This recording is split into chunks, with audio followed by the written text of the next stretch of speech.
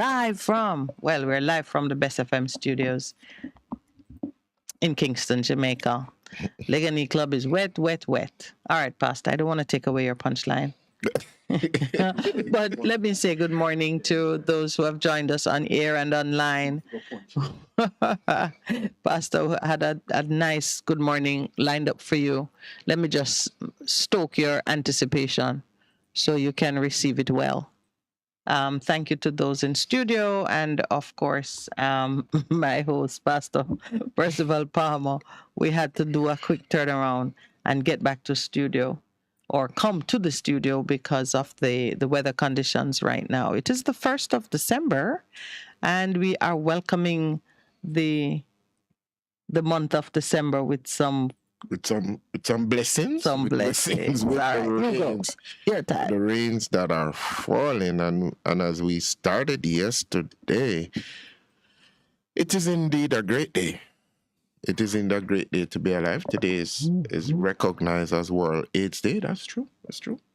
Is that HIV/AIDS or World AIDS Day? World AIDS Day, AIDS. Yes, but they focus attention which aid? and what is happening with the disease. The disease. Yeah. Yes.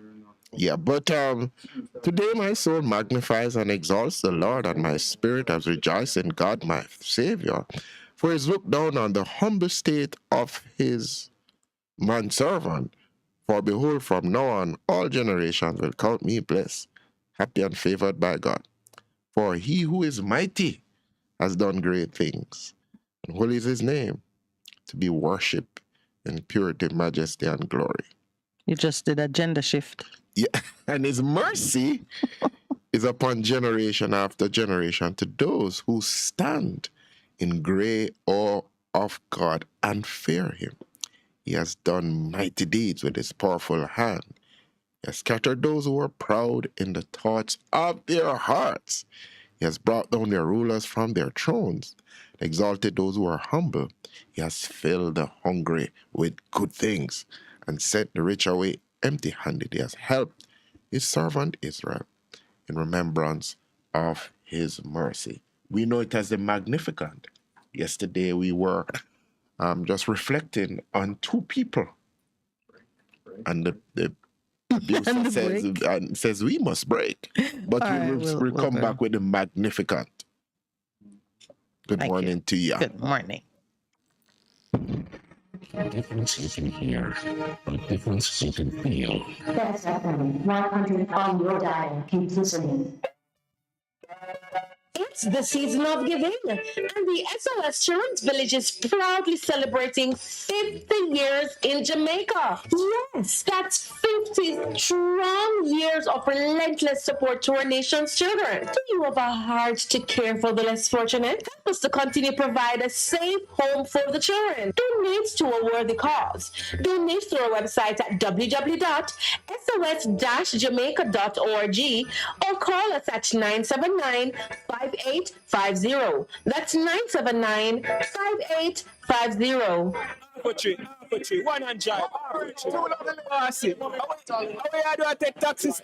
Chano, I want to tell you, say, at 2 months now, my transmission mash up, and I check everybody and can't hear nothing positive. Yeah, hear me? Yeah, waste all that time I shop you and never call the experts. Winters Auto have them. Them have over 35 years of experience and them diagnose the problem and get back your transmission brand new. For them service excellent and efficient. Trust me, man. Yeah, hear me? Call them at 929-7040. Or go to them at 106 Maxfield Avenue, Kingston 13 and talk directly to the boss. Just tell them I'm me send you. Wow, you big star. Yeah, man, respect my boss. Try calling him, cause trust me.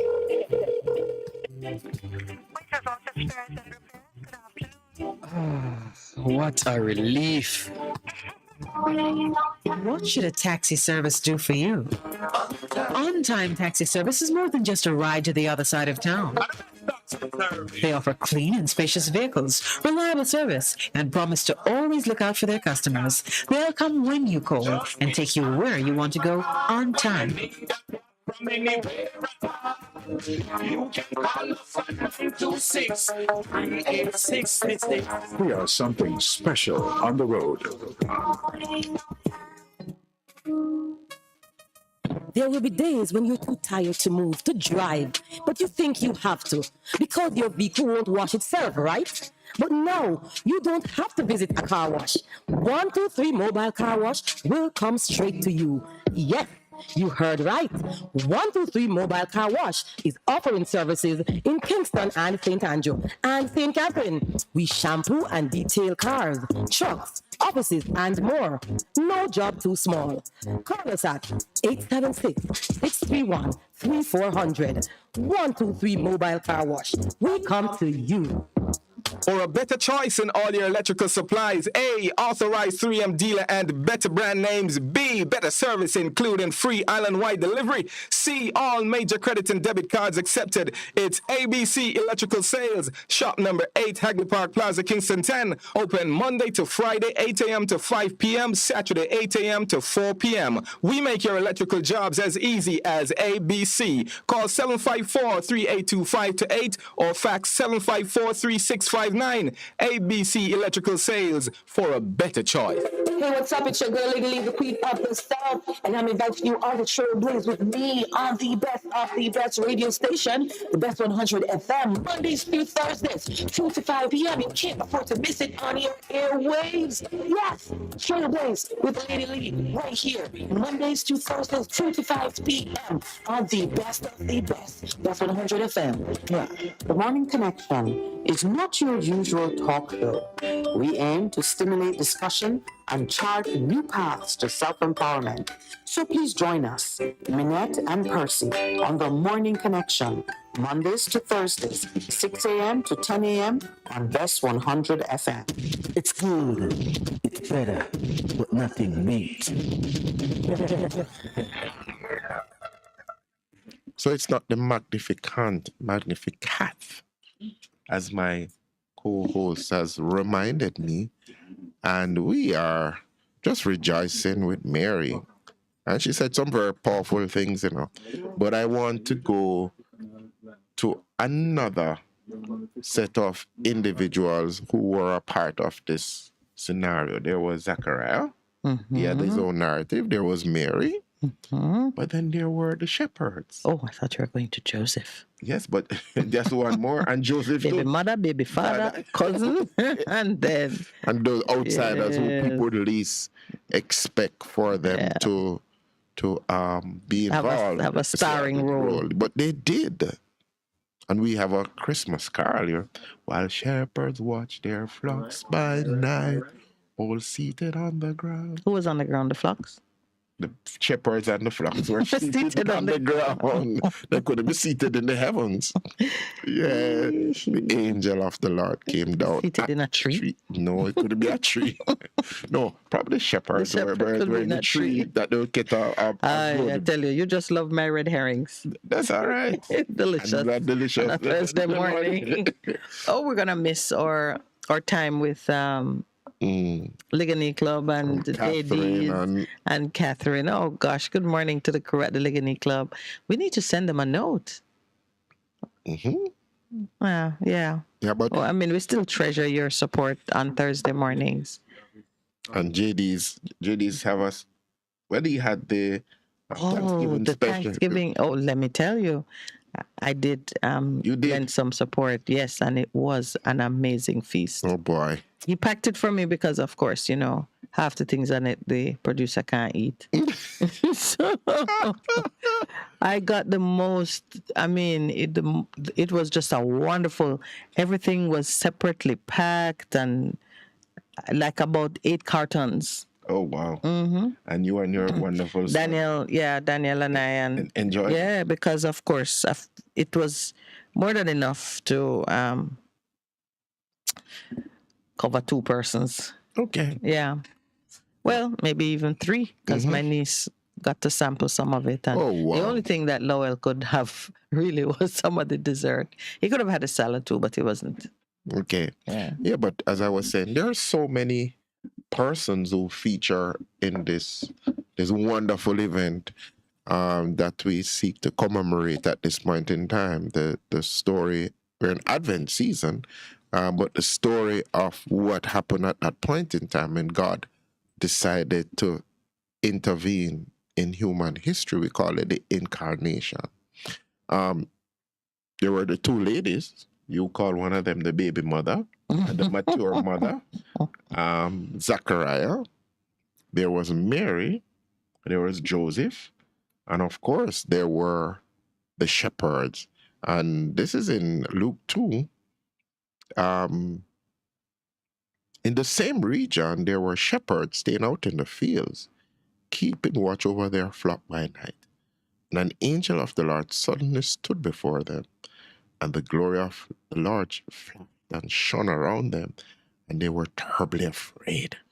But the angel said to them, "Do not be afraid, for behold, I bring you good news of great joy, which shall be for all the people. For this day in the city of David, there has been born for you a Savior, who is Christ the Lord, the Messiah. And this will be a sign for you, by which you'll recognize him. You'll find a baby wrapped in swaddling cloths and lying in a manger." And then suddenly there appeared with the angel a multitude of the heavenly hosts, angelic army, praising God and saying, "Glory to God in the highest heaven, and on earth peace, good peace among men with whom he is well pleased." When the angels had gone from them into heaven, shepherds began saying one to, "Let us go straight to Bethlehem and see this wonderful thing that has happened, which the Lord has made known to us." And they went in a hurry and found their way to Mary and Joseph and the baby laying in the manger. It's amazing in terms of these different stories. And I forgot to mention the Magi. Oh, well, I thought you were dealing with the common folk first. Yeah, but because the Magi were I was gonna say high quality foreigners, like visiting kings. They were stargazers or whatever. Yes. Do you know what is fantastic about the narration of this event? You have eyewitness accounts coming down through the ages from different sectors of the society. It's the amazing thing about Gaddy. Yes. And they coincide at some points. Maybe, you know how it is. You were telling me about this game you played as children, and I said, maybe we can't even call it that anymore. Chinese telephone. Yes. Where, everybody, by the time the tale makes its way around the table, it's a different story from how it started. But you have all these different persons intersecting, and there are some common points and that cannot be denied. That's so powerful. Yeah, you have the angelic visitation is one of them. There's the congruence of prophecy, that things were foretold and persons from different cultures and geographic locations were all heading to the same point, because something is going to happen coming out of the Isaiah prophecies. Well, once it happened, everybody could then look back down through time and say, aha, that's what they were talking about. Even though the joke that we have about Jesus entering Jerusalem on a donkey, that was prophet. It's a joke? A joke that we have because we were saying, come down from a high horse and go on your donkey and go do some work. It was not a joke about Jesus to the defenders of Jesus. It was a joke about our own PM. Yes. We were saying, get off the black stallion. The black stallion. And get on a humble grey donkey. Man, black stallion. Well, black stallion. Is that a product now? Did I?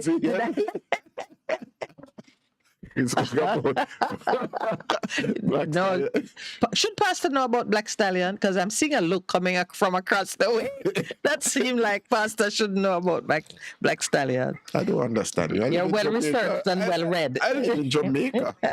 You watch television. Yeah, I always say I'm well read when people express surprise at some of the things I know about.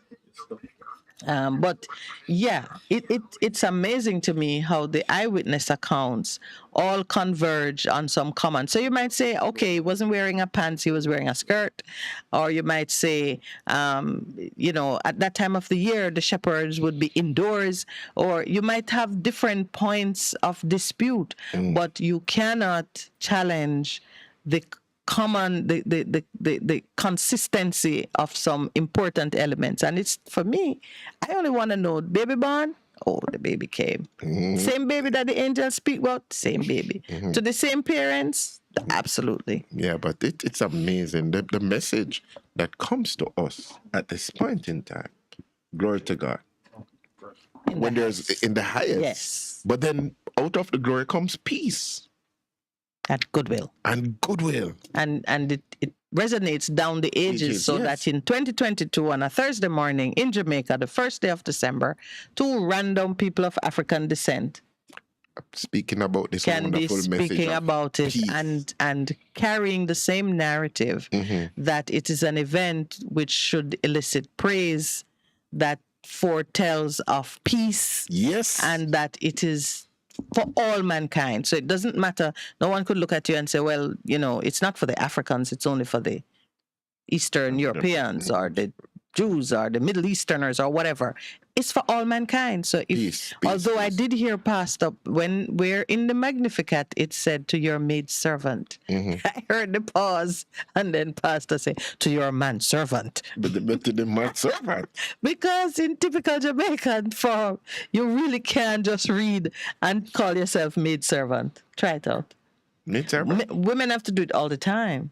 And explain. We have to read and accept that mankind, or man, wherever it appears, includes women. Okay. So we say maid servant include man? Of course. Yeah. Then, just put yourself right in there. Put myself in it because that message comes. That's a maid servant, man. The message comes to me. Actually, I think it's really charming how Jamaican men are so male. The ones who are not. But speak about that, I encountered, and just to digress a little bit, and I said to myself, yesterday I did a wedding, and it was... You're a busy man, that's why you can't finish your schoolwork. You moonlight too much. It's true. I'm not moonlighting. Moonlight. So when I do the things, which is what the pastor's supposed to do. Yeah, moonlight. Moonlight. Your teacher is somewhere saying, a person that, where's the homework? Oh, sorry. You couldn't help Still free-flowing Thursday. You couldn't help yourself. Help it. So I did a wedding yesterday too. It's a significant amount. But I did two. And one person the male was Caucasian and the female was African. Yes. And the other one, the male was African American, and the female was Caucasian. Oh, interesting. And I found it fascinating. It seems to... It is a beautiful sentiment of what is to come. The browning of mankind. Mankind is moving back to its point of origin. Yeah, but and the thing was, in your travels, you often ask yourself what it is that pulls persons to this country to do weddings. There are a lot of destination weddings that happen here. Jamaica is a beautiful location for that. And then even in terms of what happens into the interaction, and I found in those weddings that the person really, them check for the person. Them check for them. It's love. It's love. It's love. Man. It's love. Something powerful about love. Yeah. Yeah. Of course, God is love. Yes. There can't be no mistake that something is powerful about love. So very powerful. Yeah. But and getting married in a beautiful location that speaks to the glory of God's creation is just fantastic. Yeah. And Jamaica is a very, very it's top flight for destination weddings. Yeah, but it's amazing that out of the encounter, glory is given to God, and people are just praising God. We saw it in Zachariah's right? Benedictus. Benedictus. We've seen it in Mary's Magnificant, and even Stop calling it cant. cat. You're gonna upset the Catholics. The cat. It ends with a cat. Magnificat. Yeah, it ends with a cat. And just the power, but the message, glory. And we were talking about worship, remember? Mm-hmm. And what it is to worship. Do you notice that when God manifests whatever blessing he is conferring on man, the immediate response is to praise. Yes. And it's well, the truth is we are created that way. It is an unusual person who receives a blessing with grousing and criticism. That's true. There are many jokes are given about Jamaican mothers who, the daughter visits and it's, oh, you're so fat. Then you just come. Then it's a series of loving interrogation before you get to the, oh, it's so great to see you. I thank God. But outside of those jokes, it is an instinctive thing to acknowledge the goodness of God when something that is beneficial to you happens, or when something that is amazing happens, like an angel manifest in your presence and speak to you. Have you ever seen an angel? No, I've not. Spoken to one? No. Interacted with one? What celestial being other than persons in this room or your beautiful wife, what celestial beings have you interacted with? Any at all? If I'd love to say it, no, that's not true, actually. I've actually seen it. I wonder how you could have reached so far. And No, but it's true. No, but in... I better take on the producer. Who lives with an angel. But no, actually, I have on 2 earthly occasions in the height of worship. Yes. You see the atmosphere shifting. It's shifting, but you see these oversized. Yeah. Okay. All right. We don't want persons to put a note beside your name. So I'll finish that conversation with you off air. Yeah, but it is an amazing experience. The truth is, many beings walk among us. We don't know what they are. We don't recognize them. I remember someone here saying, someone call a caller saying that someone was a blessing to them in a supermarket, and when they turn around, the person had disappeared. We have had, many of us have entertained angels without knowing, because they take on the form of man and they interact with us mischievously or otherwise, and we don't know. And if you look back, cast your mind back to some strange experiences that you've had, you will recognize that something happened, and when you look back and you're trying to find, the person is gone. Calling everybody, like people who have been in accidents. That's a major account you get, and they say somebody there helping to take. Yes, and them checking and saying, where is this person? Nobody can account for the person. Many persons have accounts of being assisted by individuals who, when they describe and so on, nobody else saw that person. And what struck me in these open vision narrations is that you can't tell the difference between the reality and the vision.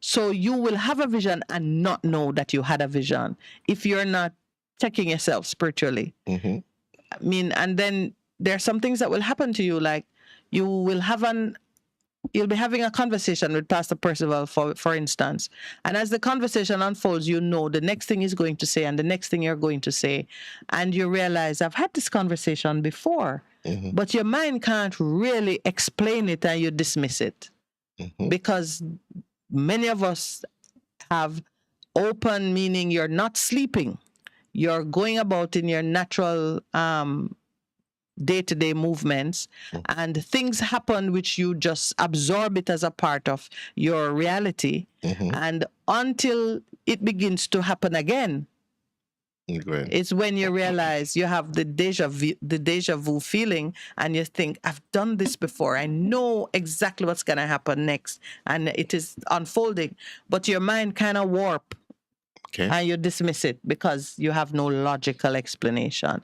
If that has happened to you, you had a vision. You had an open vision experience of a very spiritual nature, but because you're not used to it and you don't know what it is, you didn't even know it was happening, and you're unable to make the connections, and so your mind, your mind buckle. You know, say it happened. You know, yes, yeah. You know that it happened, and it happens on both sides of the spectrum. Even as we speak about, call it supernatural encounter. Yes. The angels. A supernatural encounter don't mean it is always of God only. Bad things happen too. The demons and the casting them out. Yeah, all of that. But how did we drift in that? Because interesting stream. No, but because we've been reading from Luke 1 and Luke 2, but you notice even as Luke is giving you a very detailed, Luke was very detailed in his narration and in accounting for everything. In that account alone, you've had 4 angelic visitations. Yeah. And you don't even count the one that Joseph had. Yes. So in the space of Luke 1 and 2, in terms of his accounting, it's 5. It's 5. Yeah. And 5 is the number of grace. Yeah. Zechariah. Yeah. Elizabeth. Mary. The angel. No, sorry, Magi. The shepherds and the Magi. Yeah. And Joseph and himself. Then Joseph. Yeah, man. So when some of the times you need those kind of encounters. Yes, remember that movie Touched by an Angel? Touched by an Angel. I loved it. It's amazing the extent to which art imitates life, and a lot of us think it's the reverse. But it is art imitating life. Life always comes first. It has to. Yeah. All right. What are we doing this morning? I have some exciting. I'm going to share something. We're having an angelic encounter in the studio this morning. You know, they tell you have one every morning that you're sitting beside me and you discount it. Well, you know what they say. Indeed, oh my Lord. No, I'm going to speak with a correspondent out of the British Virgin Islands. So, you know, I've been tracking it. The Premier, well, a couple of things. A commission of inquiry was underway in the British Virgin Islands, much of the same order that we have commissions of inquiry in Jamaica, coming from the same British stream.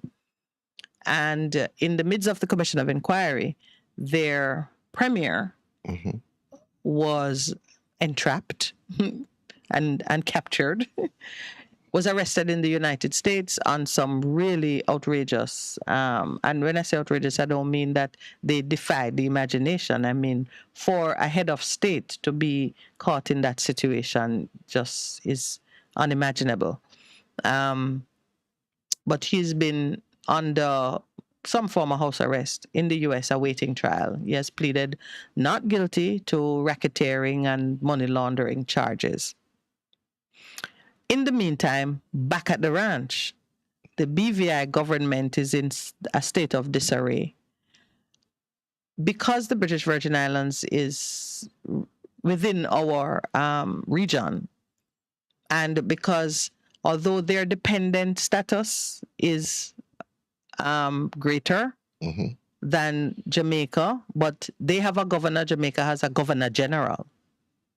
A big difference. The similarities between how their political arrangements fit within the relationship with Britain caused me to just look at what's happening there and to bring it to the attention of some of our listeners who keep an eye on these things, because colonialism is creeping back into the region in some interesting ways.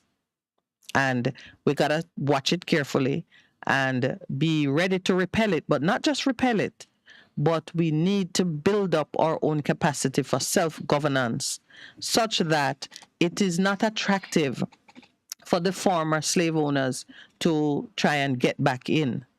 Now, bear in mind that many things are happening in the world, and one thing that has not changed is the overall attractiveness of these paradise islands, whether it is to come for health reasons, for entertainment reasons, or just as a place of refuge from the harsh climatic conditions in some parts of the world.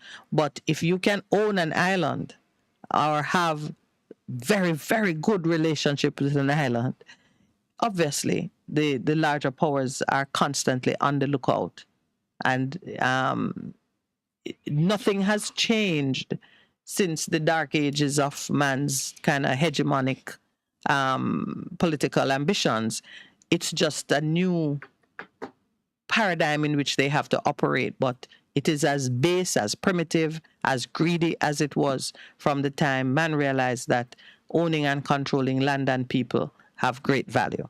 So I'm looking at what is happening in Haiti. You see what's happening. Even Haiti has had to reach out to say we need help. Some of them on the political side, whilst the people on the ground, the ones that they are generally described as the gangs. And I always say, today's gang is tomorrow's government, because language and how we describe a thing when we want to make it seem detestable is very important. You know, today's freedom fighter, the rebel, the guerrilla, many of them have formed governments and become statesmen. I see you pausing and pondering it, but keep pondering. So we see things happening in Haiti. We see how Venezuela was being destabilized, that have some different intonations to it, but it's all kind of, we're all in the same belt of gorgeous landmass. British Virgin Islands, Anguilla, Turks and Caicos, we have seen some political moves, and they all seem to start with the premier, the heads of state, the important government people being brought into such disrepute that it makes sense for Mama or Papa England or America or wherever to come back in and take over the house. So we're going to speak with someone from the British Virgin Islands and just get a sense of what's happening there. It's time to take our second break of the morning. It is 7 a.m. Please stay with us. We'll be right back. Difference you can hear, a difference you can feel. That's FM 100 on your dial. Keep listening. I feel so good. We've been waiting for so long, and now that it comes through, it's a blessing, right? And we hope everybody will come together, keep it clean, pay our bills, and love each and everyone. Because this is a blessing. Market vendor Sandra Williams. Sandra, who has been selling produce in the market for almost 30 years, says she is relieved that the renovations at the Stony Hill Market in St. Andrew are completed. The facility officially opened on November 24 by Minister of Local Government and Rural Development Desmond McKenzie, was renovated and expanded to increase the space available for vending shops, storage, and to accommodate tools such as weighing scales. The bathrooms were also refurbished.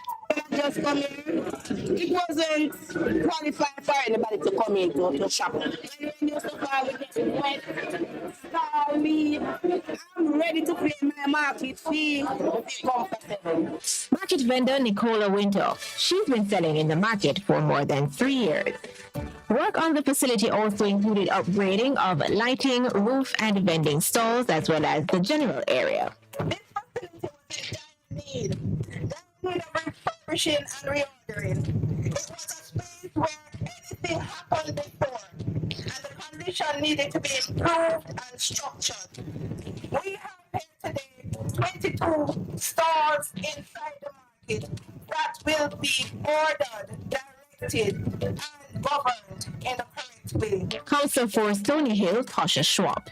Council for Vineyard Town, Andrew Swaby, says vendors can expect increased commercial opportunities at the facility.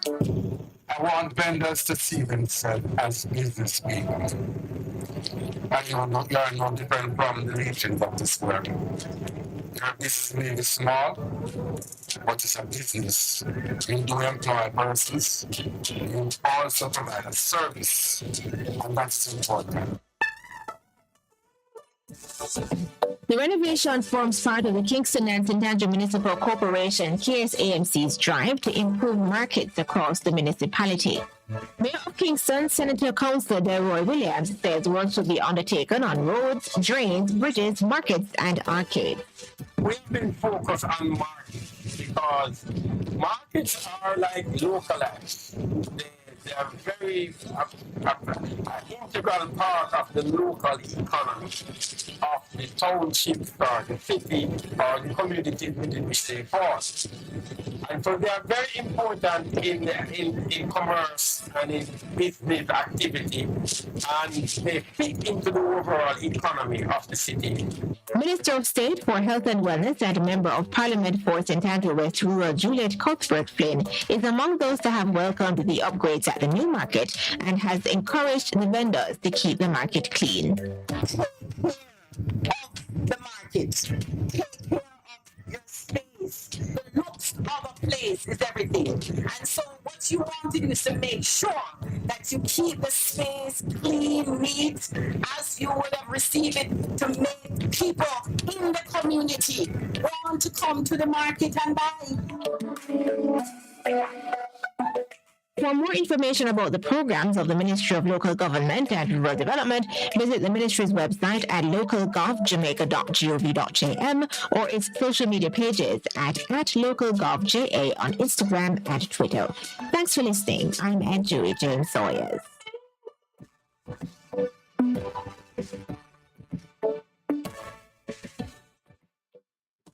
Spread love and joy this Christmas. Gift a child in state care through the CPFSA's Grant a Wish and Take a Child Home for the holiday programs. To grant a wish, visit CPFSA's website at childprotection.gov.jm, select a wish, purchase, and drop off gifts at CPFSA's parish offices. If you're 25 years and older with a suitable home to accommodate a child or children, you may qualify for a holiday program. Submit an application, 2 references from a Justice of the Peace, and 2 passport-size photographs. All gifts and applications must be submitted by December 9 at 3 p.m. Call any CPFSA office or visit our website for more details.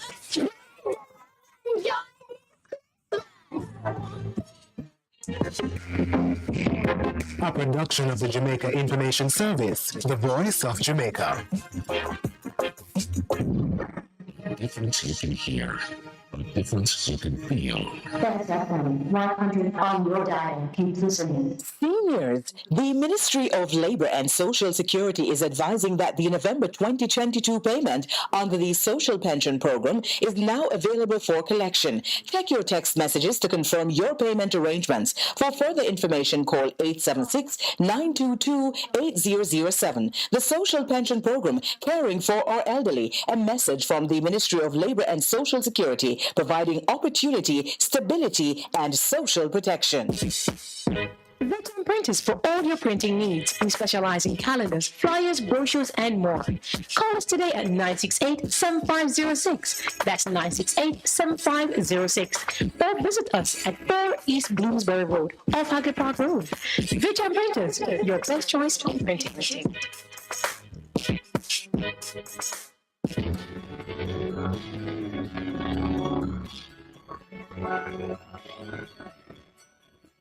Discussions on health and education, inspiring interviews, surprise giveaways, your favorite songs. Tune into Best 100 FM this and every Sunday at 11:30 to 12 noon. It's Distinction 411, your weekly college magazine program hosted by James and the Distinction family. Catch you on Sunday.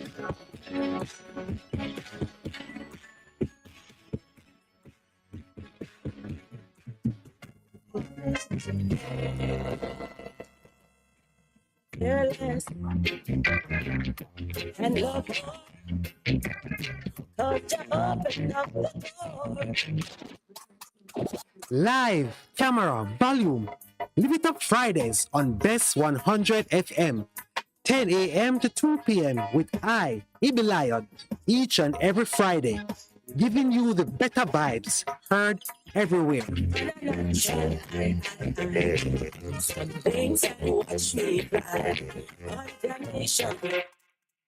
Do you need reliable health care? We have it.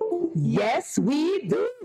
Great George Street Pharmacy. Shop number 897 Great George Street, Savannah, Lamar, Westmoreland. Opening hours, Mondays to Saturdays, 8:30 a.m. to 6 p.m. Call us at 876-603-7372 or WhatsApp us at 876-205-0499. Yes, we have reliable health care for you at Great George Street Pharmacy, Savannah, Lamar.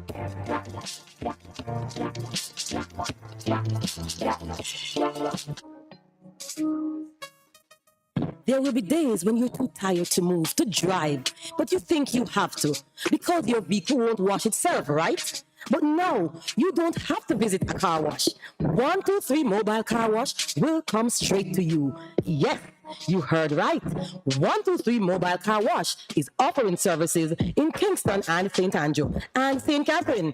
We shampoo and detail cars, trucks, offices, and more. No job too small. Call us at 876-631-3400. 123 Mobile Car Wash. We come to you.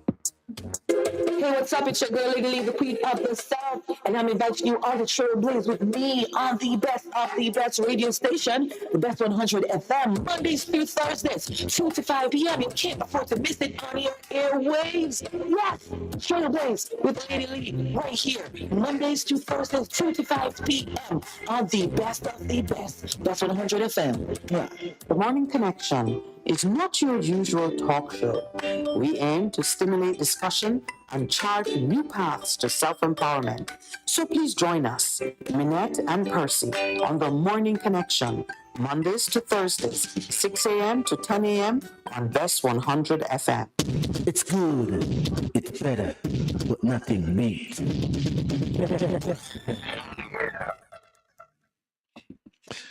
Wow. Welcome back to the Morning Connection. We are in the dry studio, not out in the wet club this morning. We celebrate JDs who provide such a sumptuous breakfast when you're there, all Jamaican fare. And of course, Minette was just telling me about the wonderful Thanksgiving dinner that they had at the yes, States, right? And I know they're going to have a Christmas buffet thing coming up. They normally do a buffet on a Sunday, don't they? On the weekend? Brunch, yeah, wonderful. But she was asking me what happened to me, and I was just reflecting on what she was saying in terms of what's happening in the BVI, and we see it happening in a lot of former colonies or protectorate, they call it. And we're going to be talking to somebody from the British Virgin Islands in terms of British, right? Yeah. In terms of what's presently happening with the Commission of Inquiry, and that came out, and the shambles that their government is in. But then I was thinking about it. Imperialism has become globalization. Yeah, globalization is the new imperialism is what you're observing. And we know it to be true. And, in the words, last week we had Professor Golding speaking Ecclesiastes to us and saying, nothing new under the sun. There's nothing new under the sun. So the truth of it is there are always big business, commercial interests driving government policy. And we know that it happened in COVID. Absolutely. With Pfizer and those companies that have Big Pharma has made significant profits, like billions upon billions of dollars, and they're projecting to even make more because the G20 has just agreed on this digital vaccination card. Passport. And we're talking about what I think it's convenient, as you were relating what happened with you, but for every wonderful thing that happens with something, there's always a downside to it. There's the potential for a downside because sometimes it don't materialize, but because good people have to make moves to ensure that when something is happening, when something is devised to be a blessing to mankind. It don't get perverted either too quickly or at all.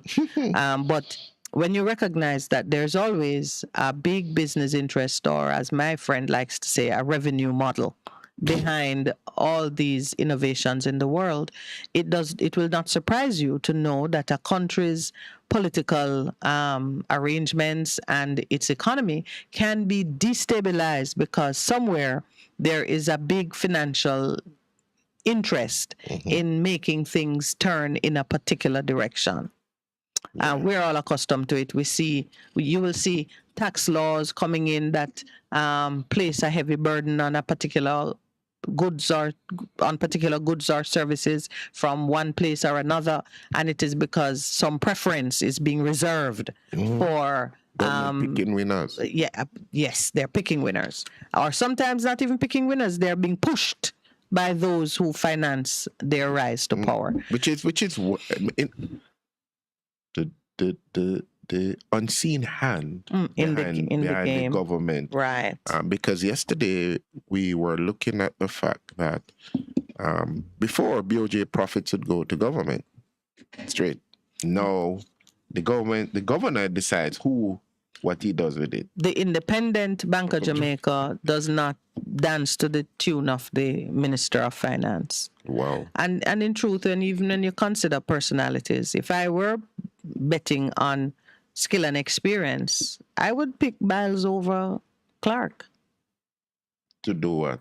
If I were betting based on skill and experience, I would say that Mr. Biles is a higher skilled, more experienced financial manager than Mr. Clark.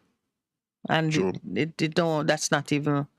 that is like not doing any dishonor to Mr. Clark. Mr. Clark is a relatively young man in business and policy, and were it not for politics, he wouldn't be where he is. Whereas Mr. Biles, and some might say were it not for family, but family placed him in some pretty heavy-hitting rooms where he has had to make decisions and follow through on things. I see him in yesterday's paper, he was exposing his thought process concerning the inflation and the adjustments, and Bank of Jamaica is doing a very interesting thing. And the truth is, I read it, and in my spirit, I know that he's on the right path. He's not following the rest of the world in how they're seeking to tame inflation. He is looking at Jamaica and the how Jamaicans make decisions and so on. And something that I've always said, Jamaicans don't make decisions like the other rational human beings of Mr. Maynard and Mr. Keynes and all It has never been. Because even when we, in the 90s and what was happening with Omar Davis, people were saying, how you do it? Your country should have imploded based on what was happening. Yeah. But what was he saying? I started to read it, but I never followed through. So let me find it. They were the inflation target to stay. First, he was observing that the adjustments to the interest rate, and I knew that would be so, the adjustments to the interest rate was not calming down the inflation over expenditure and the consumer loans and so on had not checked sufficiently, because we know when you make the cost of money higher, it is supposed to mean don't go borrow no money. Don't mean nothing. That's what it means that's what the rational man of economics in other countries, that's how he behaves. Not so with Jamaicans, because, and I can tell you why, we have a gambling can-do spirit that is unlike anywhere else in the world. Willing to take a gamble, that's why we survive. Yes. So everybody else would say, I'm going to be conservative and not borrow. The Jamaican is saying, may I go pay it back early. No, man, if me do this and me do that, and in 2 months' time, we have a spirit that is just different. So clearly, we're still borrowing at the high interest rate. So it hasn't checked it sufficiently. So it's going to try some additional things. One of them that they spoke of is, he says they are going to make the Know Your Customer due diligence information portable. So you can port it from one bank to the next. So if I'm in this bank not getting a favorable treatment, I can move to the next bank without any severe loss of time. Isn't that what And a that's credit a bureau? big deal. Isn't that a credit bureau does? No, but the credit bureau is outside of the bank. Mm-hmm. What he's gonna do is move it between banks. But is that correct in terms of your rights? No, but it would be with consent, and you, the customer, would be very happy. Because imagine if you are negotiating with X bank, Mm-hmm. and X bank has taken 2 months and given you nothing. Mm-hmm. But Y bank says, if what I see here is correct, I like it, I can give you an answer within 24 hours. That's only possible if Y bank can take all the work that X bank has gathered on you. That's going to increase competition, you think? Yes. And competition works in favor of consumers. If people have to fight for your business, they make you better offers. That's true. Which is what has happened. You know, I was just talking to one of my parishioners, and she was negotiating something, Mm-hmm. and they tell her, she said, "Me not pay this. Me can't pay this." And you go back, and they came back to her and waive all of the fees. Mm-hmm. Competition. Because they wanted her business. They want your business, yes. So that's some of the time that's just one a of bit the of advice strategy. given to people. Yeah, Right? yeah. So they can't pay because they want your business. And she said, "No, sir." These banks don't want anybody's business. They're all doing the same things. I know at least 2 persons in my network who, one has been talking to a bank for 6 months about something that the bank initially said could be done in 30 days. And you know, the longer they're talking to you and you don't move somewhere else, the harder it is for you to move because you've already invested 2 months with this one, 3 months. And you're saying, if I go over to X shop, it's going to take me the same period of time. Now they're saying, you can port your information. How do they do that? Set up a law? Regulation and license. The banks are licensed by Bank of Jamaica. Oh, said because okay. And if you do your work well, you penalize banks that don't comply. Okay. So that's one thing. He says he's going to open up at least 3 channels that's going to have an impact. One that they forecasted, they spoke about, is making it easy for you to move. They want to create a central digital Know Your Customer information database from which account holders can authorize the transfer of their personal information from one bank to another, thereby increasing portability in the system. So he's thinking outside the box, meaning the common playpen in which other central banks are. No, but what has emerged, and we need to be aware of it, is centralized digital currency, which is it's emerging. We have it here in Jamaica with the Jamdex. Yes. And in other countries, it's becoming more and more like in the UK and in other countries. Yeah. Well, you know, Jamdex is really paperless currency, but it's the same dollar. The crypto, which is taking a beating now, and around the world. Yes, but you know, we talked about. I said something which drove you into deep reflection. I said, today's gang, tomorrow's government. It is the nature of things that when a massive threat emerges, those who stand to lose collaborate and give it a pounding. That should settle it for another 20 years or so before it can rise again. It's not going to happen, though. Crypto is taking a pounding. Where do you think it's taking it from? The main banks. The same people who, because if I want to crash a currency, what I would do is overinvest in it. If I have the money to do it and I want to crash a currency, I overinvest in it, and then at a time which is entirely I just start to pull. So they don't have no liquidity. It cannot meet it because this bank, the cryptocurrency institution that collapsed, it's because there was a run on it.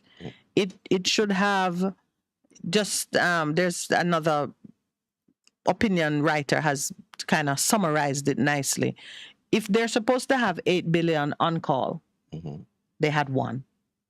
So, which is what happened in Jamaica also with the meltdown in the 90s. That can happen to any bank. To any bank. Because if now Jamaicans could go to the banks and say, we want our money. Yeah. We'll have a problem. No, when you have two competing currencies like the crypto and the fiat currency, mm-hmm. And the fiat currency is like US dollar, the pound, right? Mm-hmm. The bigger currency mm-hmm. can always coordinate an assault, a hostile takeover. Which is what is happening of the lesser known currency. Mm-hmm. Textbook. Yeah, but you know, as you speak about the information being portable, mm-hmm. in talking to people who were wrecked or the meltdown of the 90s impacted them, mm-hmm. it was a serious thing, you know, like person would say, okay, you know, some of the banks that went down, Central National, Royal IV Bank, Workers Bank. Somebody says, I could take a mortgage. It's somebody actually, which is my title, which is what you use as collateral. And when you are the bank, I give it to you, you're supposed to hold it and thing. People are colluding, take that same thing, go to another bank, bar. So you had that House of cards. Yes. House of cards. Every financial system depends on confidence and honesty and a certain amount of good faith. Yeah, yes, honesty. Man. So if that is broken, we have a serious. Yeah. So he has said that. And he has said. So that was one point. You said you were reading. This is from Mr. Bank of Jamaica. Yes. Anything else? So he's using his street know to say we might push up interest rate, but it's not really.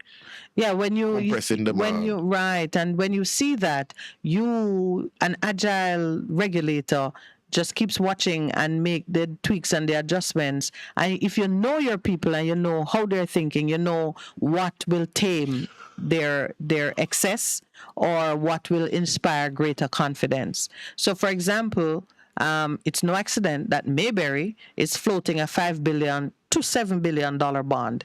And what Mayberry is doing is creating an alternative to the commercial lending counter where you can, through their when they raise $5 or $7 billion, as they say, they are looking to be a window for persons looking to get cash flow support on medium to long term, let's say short to medium term debt instruments for local blue chip companies. So rather than go to the commercial bank and put up with a certain type of treatment, they are becoming an alternative. And I know that the next thing you're going to hear is maybe there is a commercial bank, because it seems to be every bank that starts off wanting to close that gap in the market.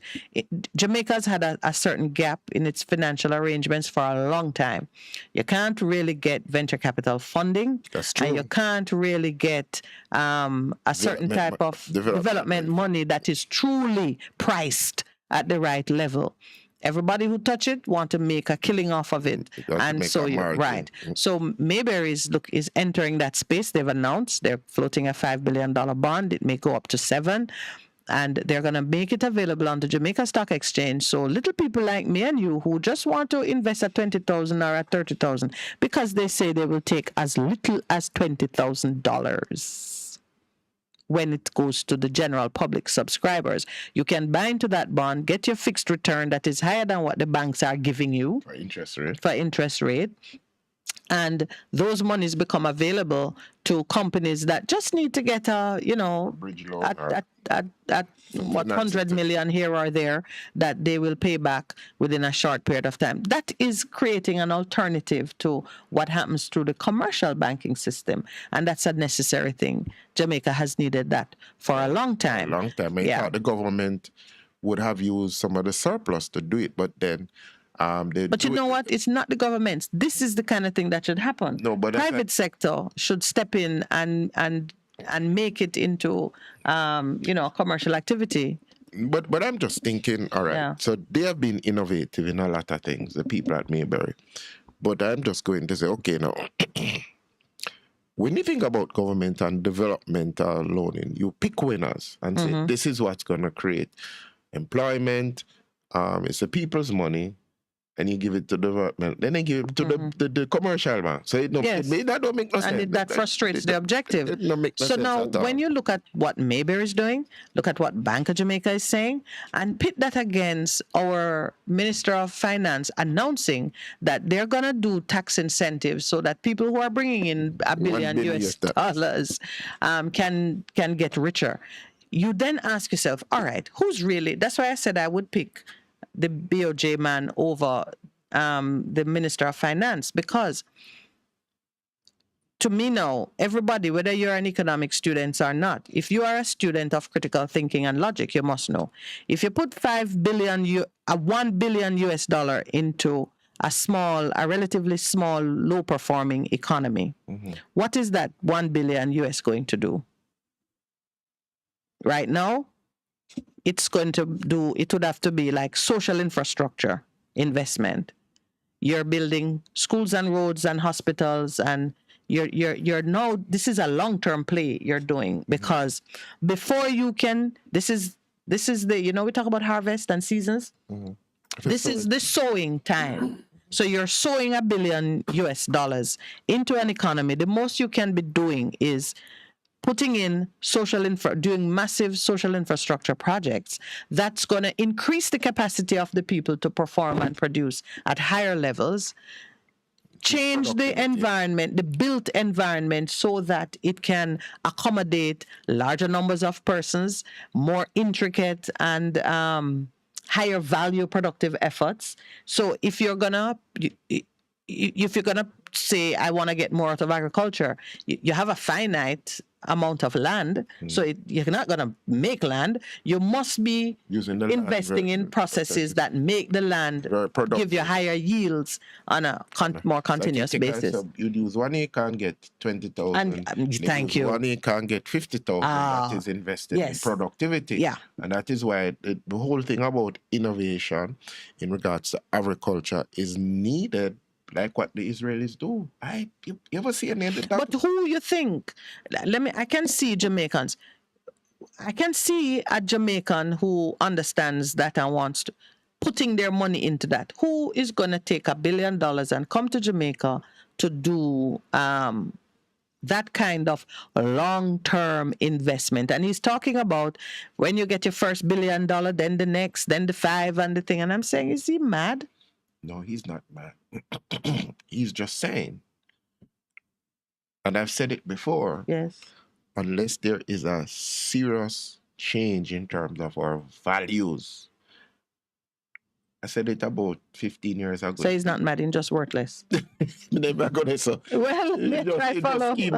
Because if you take $1 billion US dollars and put it into Jamaica now, within 2 years, you can't account for where that $1 billion US dollars has gone, because the value system really need to change. But there are so many things that you would need to fix. Yeah, in order to draw that $1 billion, that unless the $1 billion is coming to fix those problems, and anyway, you'll get what I'm saying. When you look at who's planning things for the country, the policies and what they're doing and so on and so forth, the only value in what Minister Clark is saying is some already rich people are going to just get richer. Because it's not really going into the country. Yeah, it's not really going into where it needed. A difference you can hear, a difference you can feel. That's FM 100 on your dial. Keep listening. Hello. Pastor Howard Palmer here, coming to you from New York City this and every Saturday morning, 6 a.m. to 8 a.m. That's right, 6 a.m. to 8 a.m. this and every Saturday morning, right here on Best 100 FM. Don't you miss it? Half a tree, 100. Bossy. How do I take taxi start? Chano, I want to tell you, say, 2 months now, my transmission mash up, and me check everybody and can't hear nothing positive. Yeah, hear me? Yeah, waste all that time I shop around and never call the experts. Winters Auto have them. Them have over 35 years of experience and then diagnose the problem and get back your transmission brand new. For them service excellent and efficient. Trust me, man. Yeah, hear me? Call them at 929-7040. or go to them at 106 Maxfield Avenue, Kingston 13 and talk directly to the boss. Just tell them I'm me, send you.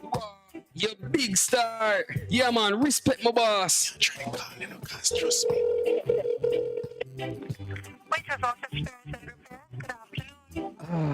What a relief.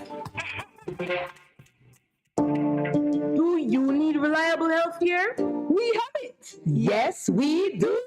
Great George Street Pharmacy. Shop number 897 Great George Street, Savannah, Lamar, Westmoreland. Opening hours, Mondays to Saturdays, 8:30 a.m. to 6 p.m. Call us at 876-603-7372 or WhatsApp us at 876-205-0499. Yes, we have reliable health care for you at Great George Street Pharmacy, Savannah, Lamar.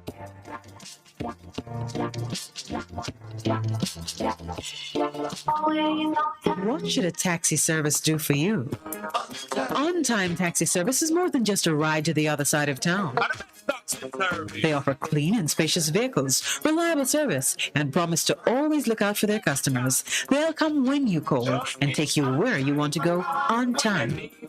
From anywhere at all, you can call us at 926-3866. We are something special on the road. Veteran Printers for all your printing needs. We specialize in calendars, flyers, brochures, and more. Call us today at 968-7506. That's 968-7506. Or visit us at 4 East Bloomsbury Road, off Haggard Park Road. Veteran Printers, your best choice in printing. Best 100 FM is the authentic voice of Jamaica, promoting your prosperity with better vibes and better music. Let us promote your goods and services for you. Advertise with us.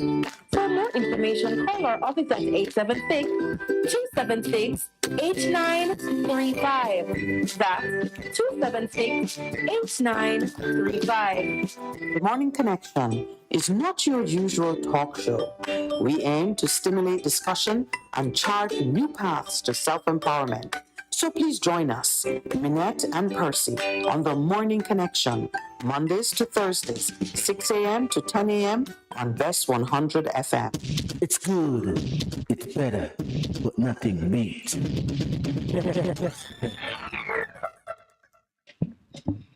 Wow. All right, so we were just commenting on something that we said previously in terms of why there needs to be the amnesty. Why there needs to be the amnesty on the yes. Yeah. I got a note from one of our callers said, it looks like I am prophetic because there was a run on the court system and the Chief Justice had to intervene. So yes, I did say. I'm protesting if I don't say right. Don't spit. Just go down there. I did say on this program, all of you go. Go and pay it. Go with your many tickets. They're gonna have to raise every ticket is a case. They're gonna have to raise an individual case for every ticket. If you have 1,000 tickets, it's 1,000 cases in the traffic court. And when I said it, I was really calling out the court administrators to say, all right, if you're watching the news, this is coming. Begin to schedule something. Put in extra hours. If you're going to do night court, say we will do it this way, that way. I like to see our people being proactive. You're not reactive. And we have too much reactive government. Too much of it. You see, like, but even in terms of how we think about stuff, you have to be proactive, but proactive with a long-term vision of what it is that you need to achieve. We were talking about Mayberry and the $5 billion. We were talking about the governor of the Bank of Jamaica. Yeah. Those are two picks, two moves that I like. I see it, I like it. I see what Minister Clark said. That is confounding to me about the $1 billion. Maybe there's more that he should say, because if he were saying, I'm courting billion-dollar investors in social infrastructure. I want them to come, build schools, hospital, even the prison, include the prison in it. Because we need to have better arrangements in place for our people and our people of the future. Because them old schools that them have there, old school, can be where we want our children to learn in days to come. That look like prisons. I went by one somewhere near the back of your church, Percy, and I said, "That school this? Is this how my school did look?" But that school, the one they call at the back of my church. That the schools that were built, like a prison. No, but that's how they did that specifically to look like a prison. No, in terms of the control that they wanted to have in terms of the schools. Because if you look at the schools that were built before that were open spaces and wide and things. Some schools you can't manage and police in. Because I think it was a deliberate thing in terms of the newer schools that were built. So you're talking about a shift in the architectural design to address social problems. Yeah. Yeah. So well, school can't look like prison. No, it got turn out prisoner. It follows you. Listen, man, I believe in some natural laws. Anyway, just talking through some of what we would expect to see emerging in the policy statements coming out of our government. I would expect that if our Minister of Finance is courting big dollar investment, he would be structuring it around some policy ideals that speak to the needs of the nation in the short, medium, long term. You have the people. And it's all about the people. If you bring $1 billion, 10 billion, whatever, into Jamaica. If you bring $1 billion US, how much money that? That would overwhelm our system? Well, when I say system, I mean it wouldn't overwhelm our system in the classic sense, but where it would go? It's where it would go. That's what you've been saying. Yeah. And you are saying if you're courting that, you need to have a plan strategically for what are going to be the areas that will build capacity. And you should say it. Don't be coy and cute and talk about tax incentive. Nobody no want tax incentive just like that. Tax incentive must be connected to massive increase in capacity and productivity. Capacity building. But we don't do that. We're not thinking about that. No, they talk to us as if we're idiots. Yeah. But I tell you, a lot of smart Jamaican out there. Yesterday, Rusty had a crime plan. You can imagine that. I can. I heard it. Yes. And I'm not surprised because I continue to have that confidence in the psyche, the brain power, the capacity of the Jamaican people. We call it Jamaica. Yeah, it just needs to be harnessed and focused. That's all. The innovation is there. Yeah. It is within us. From time to time, you see the people. Remember in Jamaica is the man who came up with the engine that could run on water. You forget? Yes. You remember that? Yes. Okay. Yes. We've been watching the the Petrojam trial that's been underway into the fraud, the charges of fraud against Petrojam, their former CEO and the board chairman, and some interesting things have been coming out. Yes, as the evidence is being taken. Okay, these one of the people. One of the lawyers. Clearly, well, we assume that the KD is KD. Too crazy. What was KD's famous statement in the hearing in terms of man at help? I don't know. Pathological what? Oh. What did he say? I don't know. It was an insult? You are a pathological. No idea what you're talking about. He is representing Mr. Grindley, who is the former general manager, I said CEO. Yes, but the accountant who gave evidence for the Crown there were some revelations that we haven't been tracking it as closely on air as we probably should, because a lot of people say, when are we going to see these cases and justice and so on and so forth?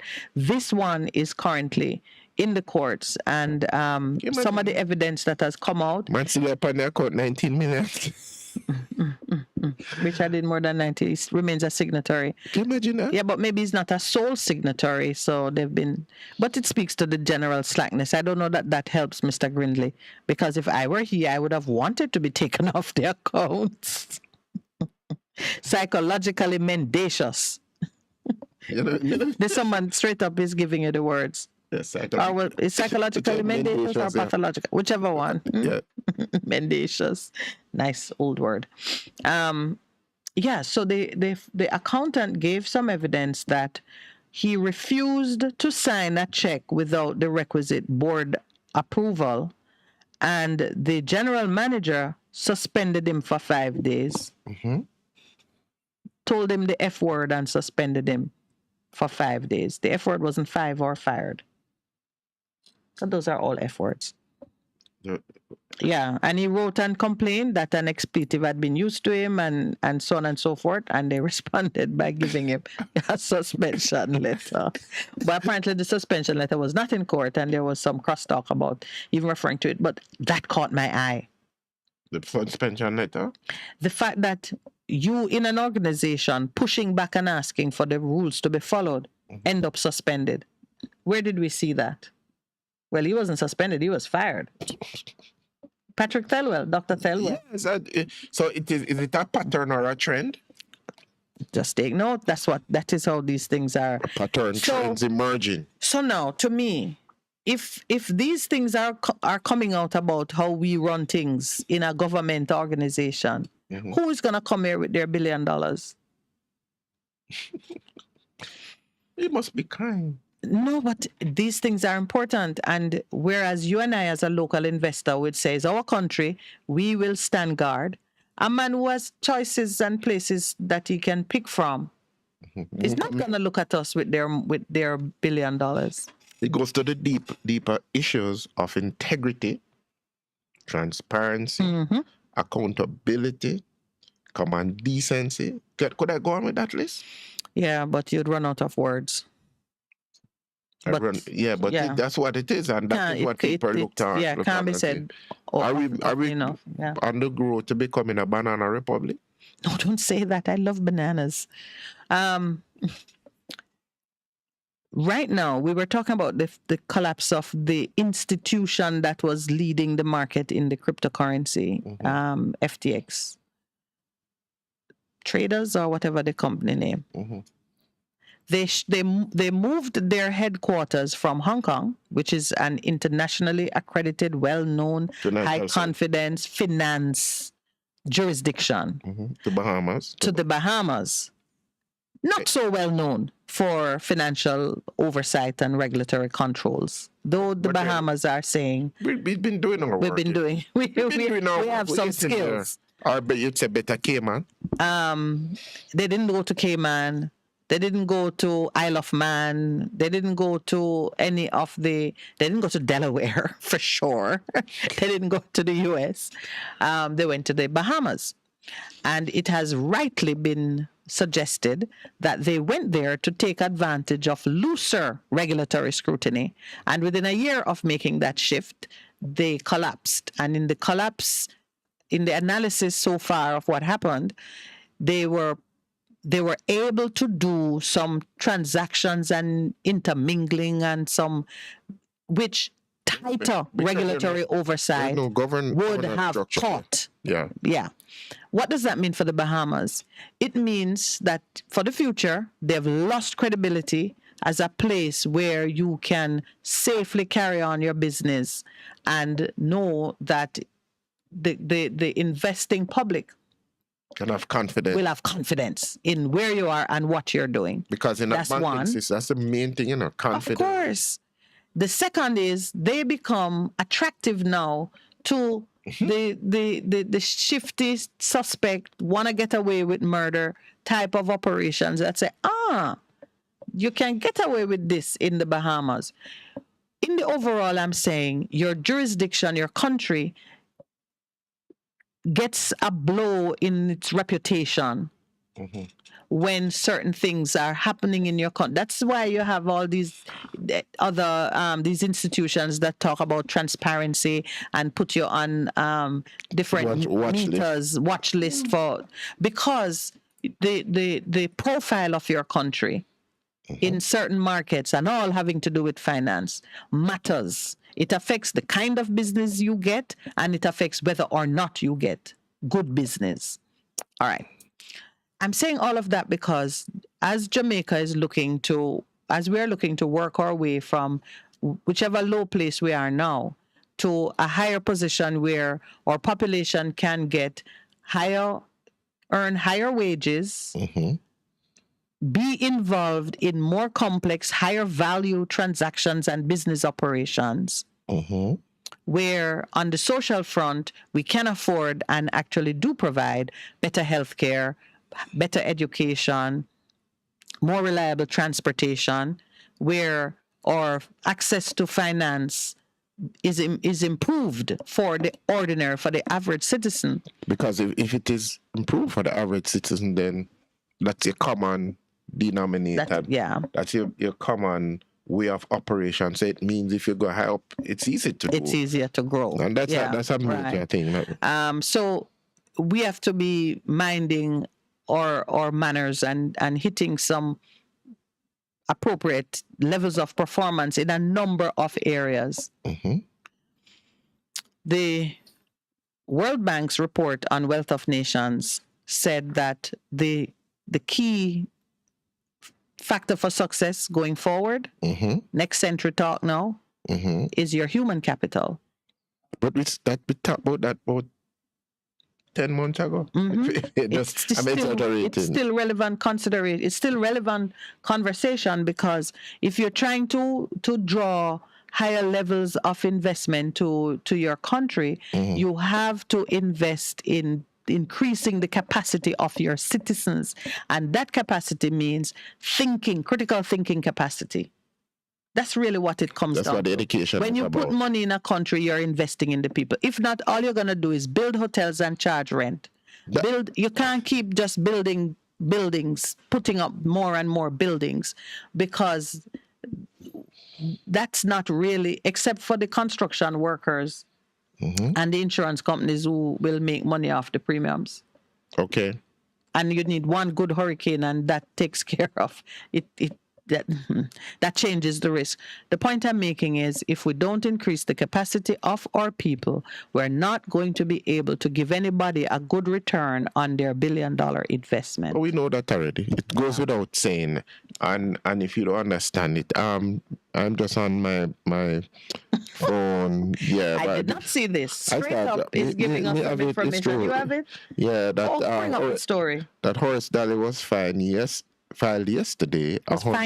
Fined yesterday $190,000 for failing to file his statutory declaration. This would have been for the period ending December 2020.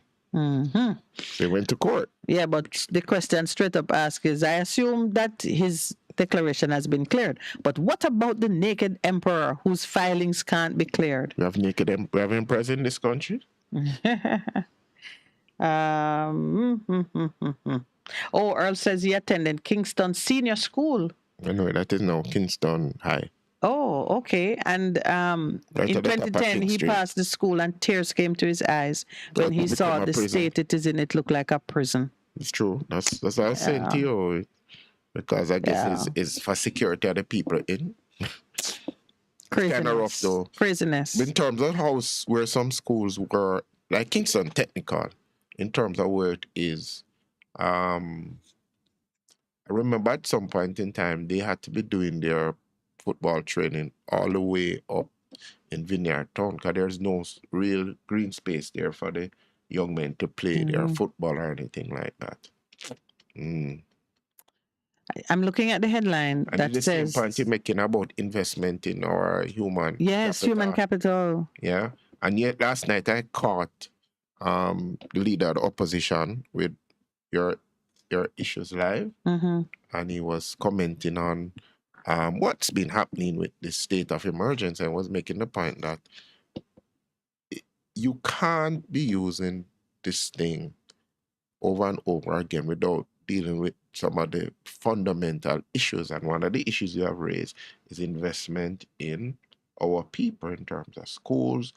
How is it that we still continue to have people graduating from primary schools, 30%, they said, not literate. Some figure I was quoting, and I'm saying that is how we need to be really tackling as Rusty pointed out yesterday. Yeah. The issue crime of plan, crime and violence. because it has to be a coordinated, and you say we're doing this, it is clearly stated, so it don't look like you're just doing things, you're being very reactive instead of proactive.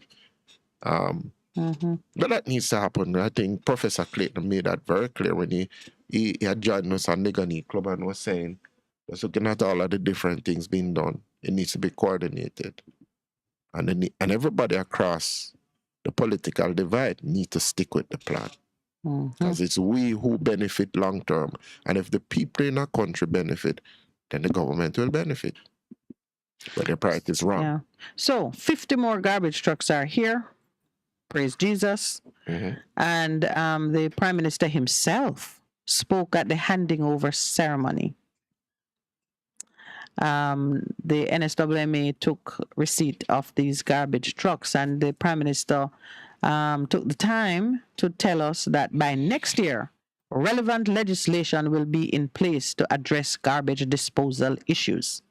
For too long, we have allowed the antisocial behavior of waste management and disposal to go untreated. We are now making a serious effort not only to develop the waste collection capability, but the enforcement capability. You can't do that now. Yeah. Well, listen to me. We have always had laws on the books against littering. Never. Listen, those colonialists were very careful about picking up black people who drop garbage. We've always had anti-litter laws. We have anti-dumping laws, even in relation to goods. We have, yes, always had anti-litter laws. More legislation, and that seems to be the mantra for this administration. More legislation is not the answer to anything. You're going to have more space in the prison for litter bugs? We just, the same point, we're back at the same point, of investing in our people. If he says antisocial, the only answer to antisocial behavior is better socialization. That is training. Education. And that's education and training. And education is not about reading and the writing. It's in terms of educating of the overall person. Right, we're not talking about master's program and degrees and associate degrees and certificates. Talking about people. And it's things that happen in the home and in the community. That's where it happens first. Interestingly, Mr. Golden spoke about parenting too, And I don't know who has told the Prime Minister that the government has a duty to make laws that will change behavior. I've never known of a single law to change anybody's behavior.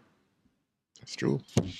Laws, anyway, we know, I'm always talking about laws. So it's back to just emphasizing and prioritizing the investment that we make in our people, whether it is their socialization, their education, their access to finance, whatever it is.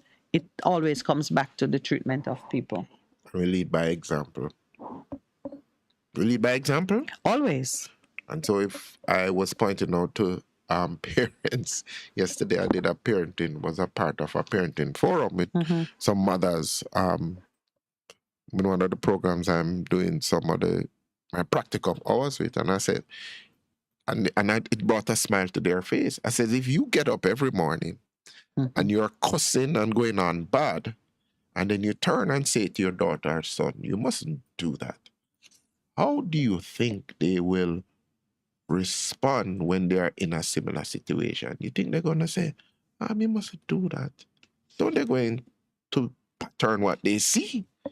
And them start to smile. And I could see one of the mothers saying, I chew your talk. And I'm saying, yeah, they're watching you. They're watching our leaders. Yeah. Our leaders are we are just to use it, like children, and we're watching what the leaders doing. So you getting up there and pontificating and saying all of these things will make law. It's not going to change. And you should know that as a social scientist. Yes, you're straight up agreeing with you and saying that the best way to influence behavior is not by what you say, but by what you do. A thief can't credibly curse another thief. Say a thief too much. Do like me now. Do like me now, Today's cartoon is very funny. Look at it. See if you can interpret it. It shows Security Minister Chang in front of an open goal. There's no sign of a goalie. He has kicked the ball over the goal, and it's not just a plain ball. It don't even have the stitching on it when they draw the football. And it has the Prime Minister, who is his coach, standing behind him. And there's a SOE ball in front. It's a SOES on the ball, so state of emergencies. And coach is saying, Horace, you missed the big empty goal. And Horace is saying, with sweat popping in the dramatic way of the artist, but coach, you know me can't perform with the plain ball. He wants the SOE ball. Yes. Missed the goal. Well, we thank is last me? Yes. Yes, for always reducing whatever crisis we're in into a... cartoons were used to teach the gospel. Yes. Oh, yeah, man. Yeah, we were in Europe looking at one of the walls with the depiction of different scenes from the Bible. And the tour guide was explaining to us that of course, we know only the priest and had access to a Bible that you could read. And because they had so many illiterate members, they would create a cartoon, and then that was used to do the storytelling.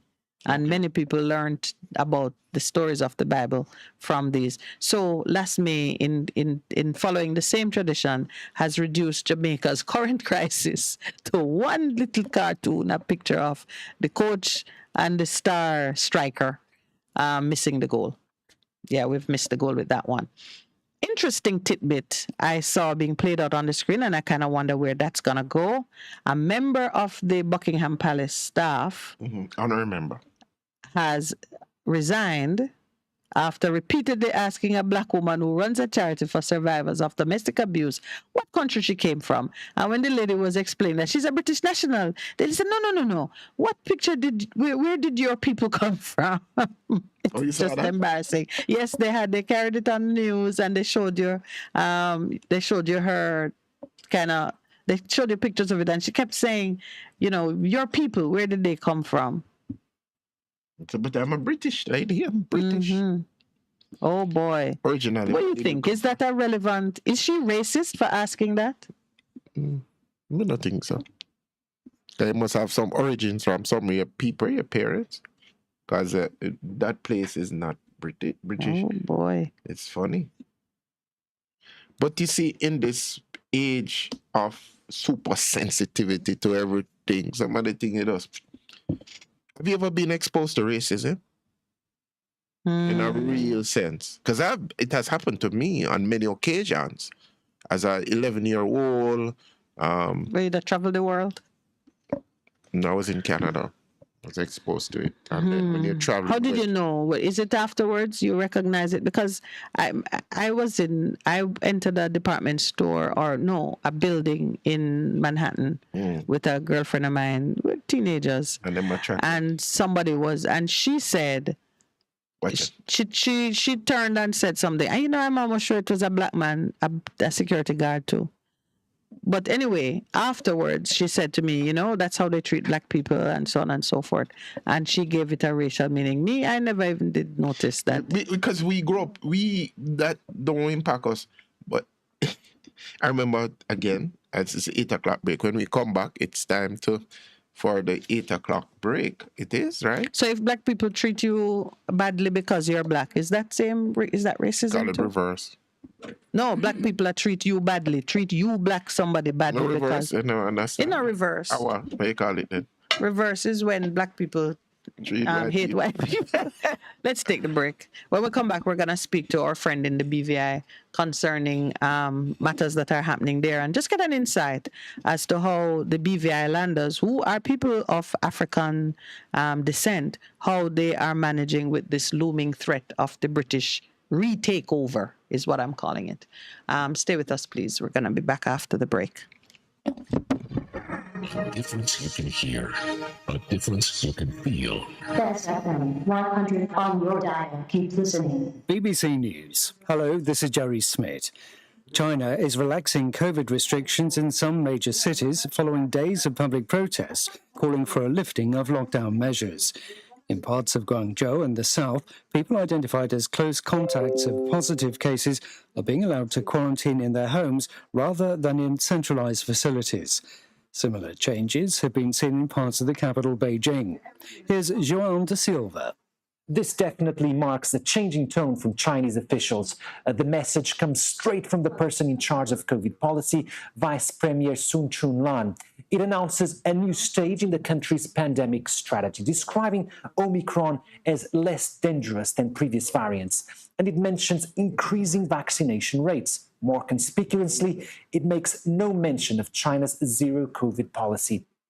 The Taliban have ordered the Voice of America's language service to stop broadcasting in 13 of Afghanistan's provinces, accusing it of bias. Ambarasana Tirajan reports. The Voice of America and Radio Azadi, both funded by the U.S. government, are among the most popular and trusted media outlets in Afghanistan. VOA said that under the Taliban's new restrictions, they would cease their operations from today. Radio Azadi has been broadcasting on FM and medium wave for 12 hours a day, 6 hours each in both Dari and Pashto. From now on, VOA said that it would offer its programs to Afghan listeners from outside the country. Spain is stepping up security at public buildings after the discovery of 4 letter bombs in the last week. The Interior Ministry has revealed the discovery last Thursday of an envelope containing pyrotechnic material addressed to Prime Minister Pedro Sanchez. One addressed to Ukraine's ambassador exploded on Wednesday, injuring an embassy employee. The Russian Foreign Minister Sergei Lavrov has sought to justify his country's attacks on Ukraine's energy infrastructure by linking them to Western arms deliveries to Kyiv. He said Russia was disabling energy facilities that allowed the West, as he put it, to pump lethal weapons into Ukraine to kill Russians. Kyiv says 6 million people remain without electricity. Temperatures are below zero in parts of the country. Mr. Lavrov didn't explain how, but accused the US and NATO of participating in the conflict by arming and training Ukrainian forces. He also claimed, without giving any evidence, that Western countries were destroying forums for regional cooperation. The West has for many years been trying to carry out a privatization of the OSCE to subjugate this last platform for a regional dialogue. There was also the Council of Europe, but it has already been crippled by the West, without a chance of recovery, in my opinion. Now the OSCE is under the gun. BBC News. Israeli forces have shot dead 2 leading Palestinian militants during a raid in the occupied West Bank that triggered gun battles. The Israeli army says the 2 Palestinian militants were killed in exchanges of fire, but Palestinians claim they were targeted killings. In recent months, Israel has carried out almost daily raids in the West Bank. The South African Parliament says President Cyril Ramaphosa will not take questions from lawmakers today because he wants time to consider the contents of an inquiry about his conduct. Mr. Ramaphosa's critics accuse him of having covered up a burglary at his farm nearly 3 years ago. He denies wrongdoing, but could face impeachment. This report from Pumzo Falani. Mr. Ramaphosa's cancelled meeting with provincial lawmakers is perhaps the first indication that the president is facing pressure to not continue with business as usual. The sitting was postponed to allow the president to study the contents of a report by a parliamentary panel which suggests he may have violated parts of the Constitution. The report is a hefty and concerning read, one whose allegations the panel described as a serious matter. The United Nations says more than 300 million people will need its help next year. That's more than 4% of the people on the planet. Most need urgent aid, and it's appealing for more than $51 billion to fund this. An estimated 45 million people risk starvation. The UN says needs are shockingly high because of the war in Ukraine, COVID, and climate change. UN human rights experts have expressed concern that Saudi Arabia may soon execute a Jordanian man for drug trafficking. Hussein Abu al-Khair was sentenced to death after he was arrested at the Saudi border with Jordan. Mr. Abu al-Khair has alleged he was forced to sign a false confession. BBC. A difference you can hear, a difference you can feel. Best FM 100 on your dial. Keep listening. Seniors, the Ministry of Labor and Social Security is advising that the November 2022 payment under the Social Pension Program is now available for collection. Check your text messages to confirm your payment arrangements. For further information, call 876-922-8007. The Social Pension Program, caring for our elderly. A message from the Ministry of Labor and Social Security, providing opportunity, stability, and social protection. It's the season of giving, and the SOS Children's Village is proudly celebrating 50 years in Jamaica. Yes, that's 50 strong years of relentless support to our nation's children. Do you have a heart to care for the less fortunate? Help us to continue to provide a safe home for the children. Donate to a worthy cause. Donate through our website at www.sos-jamaica.org or call us at 979-5850. That's 979-5850. Hey, what's up? It's your girl, Lady Lee, the Queen of the South, and I'm inviting you all to trailblaze with me on the best of the best radio station, the Best 100 FM, Mondays through Thursdays, 2 to 5 p.m. You can't afford to miss it on your airwaves. Yes, trailblaze with Lady Lee right here, Mondays to Thursdays, 2 to 5 p.m. on the best of the best, Best 100 FM. For a better choice in all your electrical supplies, A, authorized 3M dealer and better brand names. B, better service including free island-wide delivery. C, all major credit and debit cards accepted. It's ABC Electrical Sales. Shop number 8, Hagley Park Plaza, Kingston 10. Open Monday to Friday, 8 a.m. to 5 p.m. Saturday, 8 a.m. to 4 p.m. We make your electrical jobs as easy as ABC. Call 754-382-528 or fax 754-3659. ABC Electrical Sales, for a better choice. What should a taxi service do for you? On-time taxi service is more than just a ride to the other side of town. They offer clean and spacious vehicles, reliable service, and promise to always look out for their customers. They'll come when you call and take you where you want to go on time.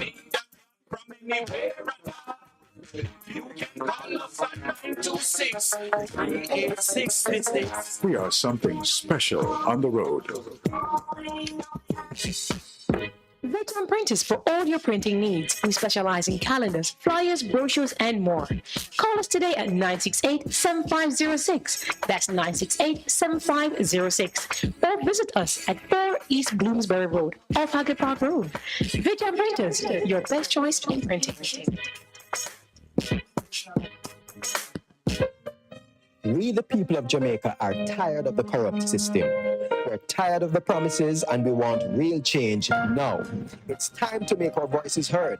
So come out and join the United Independence Congress on Thursday, September 22 at the Ward Theatre at 10 a.m. as we walk. Is not your usual talk show.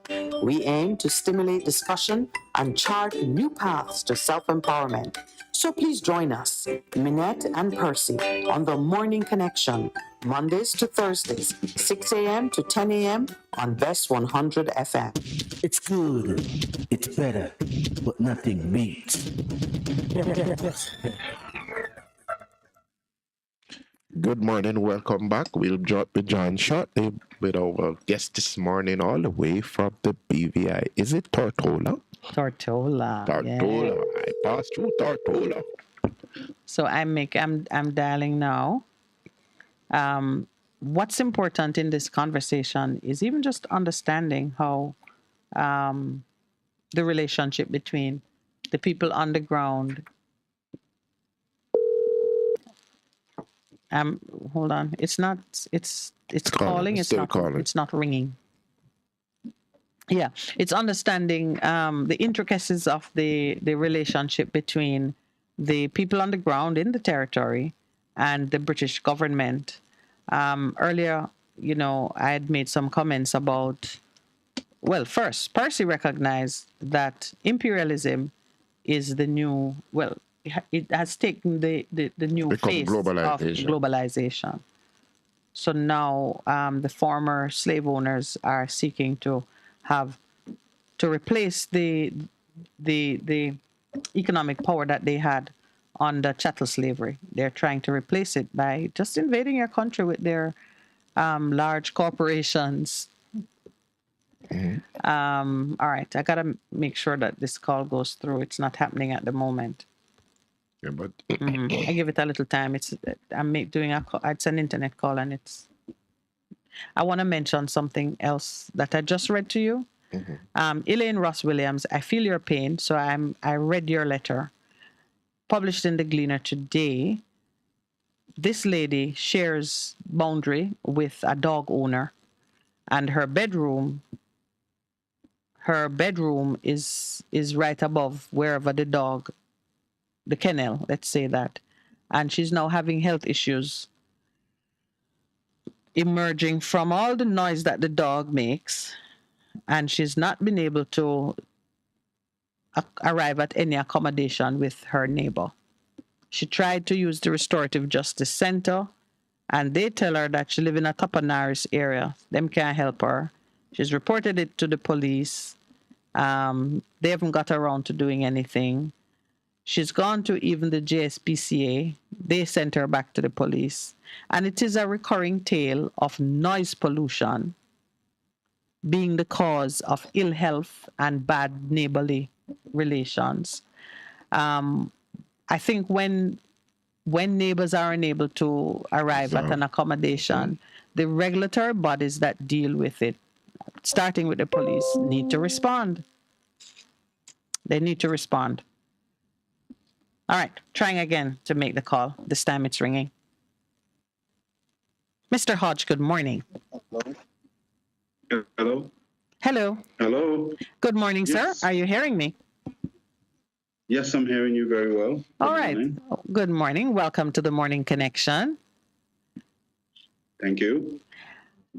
What's the weather like in the British Virgin Islands this morning? We're getting some rain in Kingston.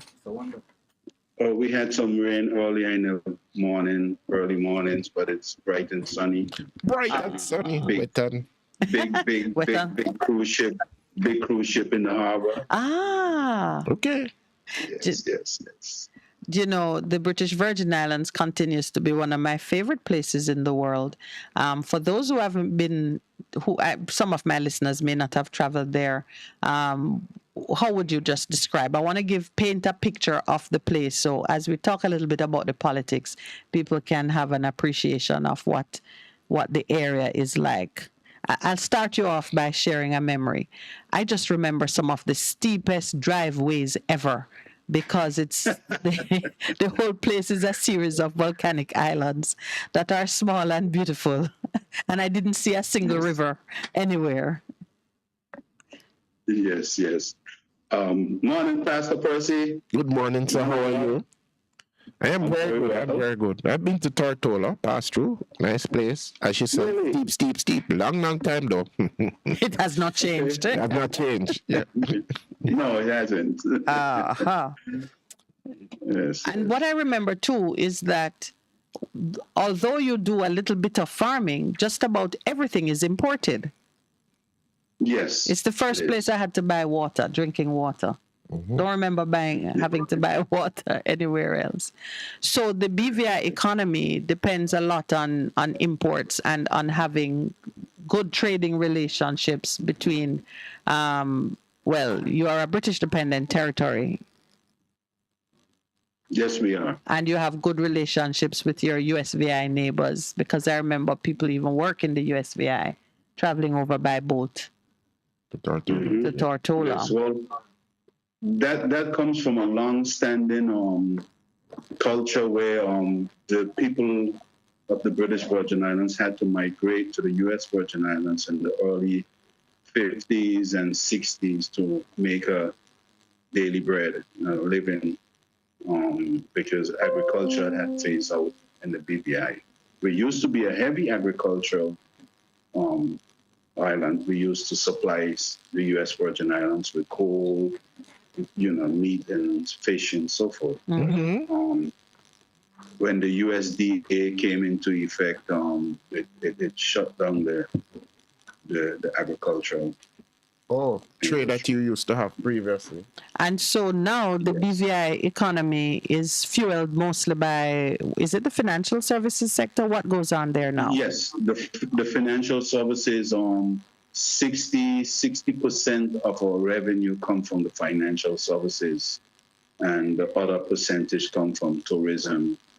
And so we have gone out to a service-oriented industry. Mm-hmm. And how does that fit in with your relationship with Britain?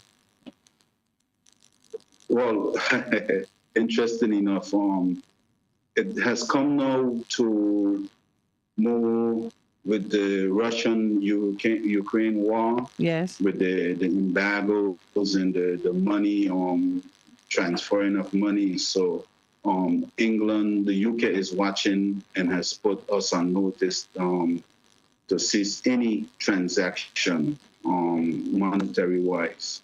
Any dialogue with the Russians. I have the sense that Britain has a great deal of interest in being more involved in BVI politics and affairs now than they previously did. Yes, we had elections about 3 years ago, and the new premier that went into office, there was the previous governor, and him had a long battle while he was in opposition. And when he got into power, instead of him going to the UK with an invitation from the UK government, he went down to the Eastern Caribbean islands, to the CARICOM islands, the OECS, and formed a strong dialogue with them instead of going to the UK. Go ahead. No, I was going to summarize that as a shift that would signal to the UK that this premier was not going to be very friendly to the kind of interventions they would make. Yes, he was starting to look at independence, down the road. Yes. And building up stronger relationships with the CARICOM and everybody. And the Eastern Caribbean. Yes. So what became of that premier? Let me start with that question, because I think we're talking about Andrew Fahey. Yes, he has just submitted his resignation to the government of the day, and he has resigned from his constituency. He's now facing drug and racketeering charges in the U.S. Of America. That started when he first got elected. The governor wanted him to sign this agreement with gay marriages.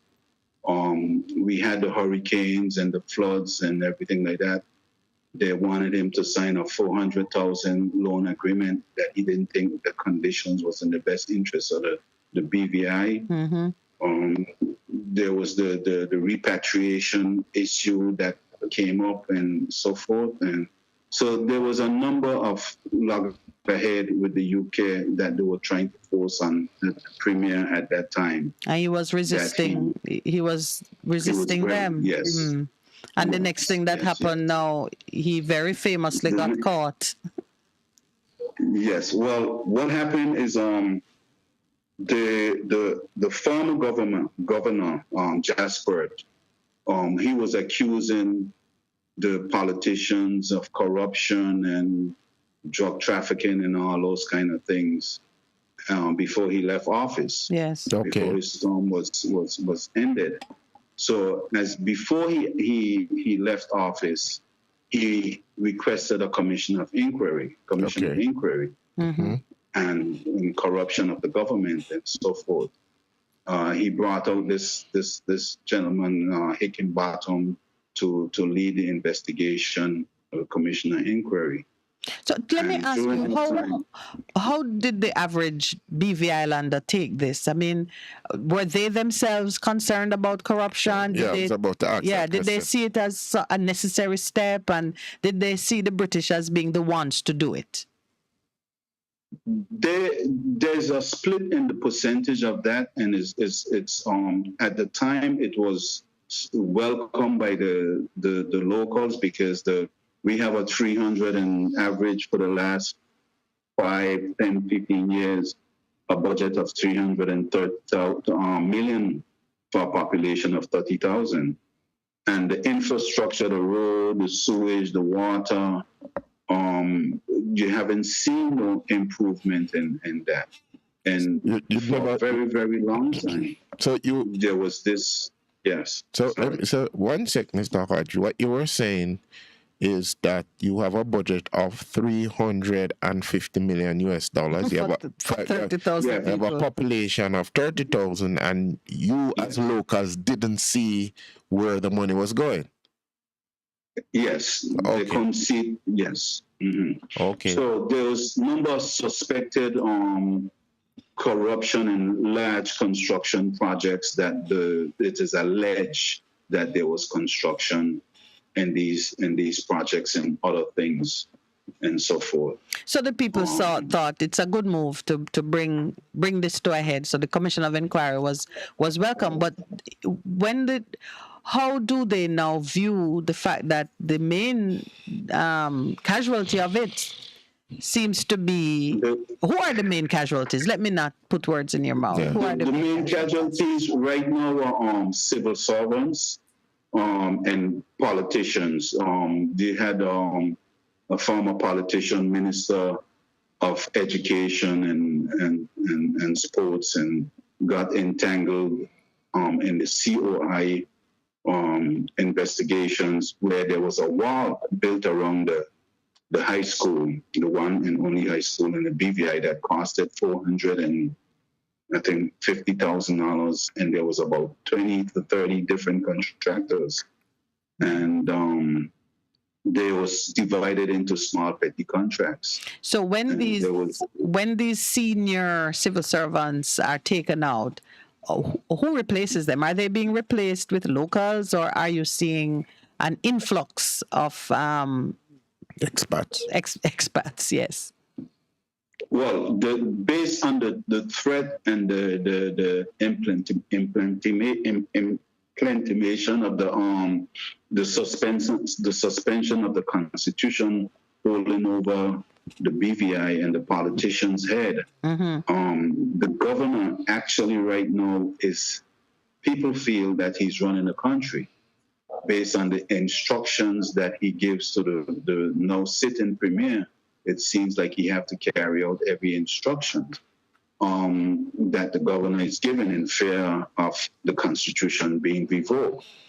There is a rumor the other day that about someone called my people and told him there's about 45 UK citizens in a bus being transported from the Western Ferry dock to somewhere in the Western area.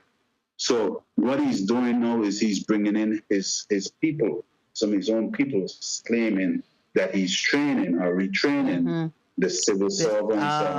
Okay. Inside the government, yes, and key positions. Okay. Key position inside the civil servant.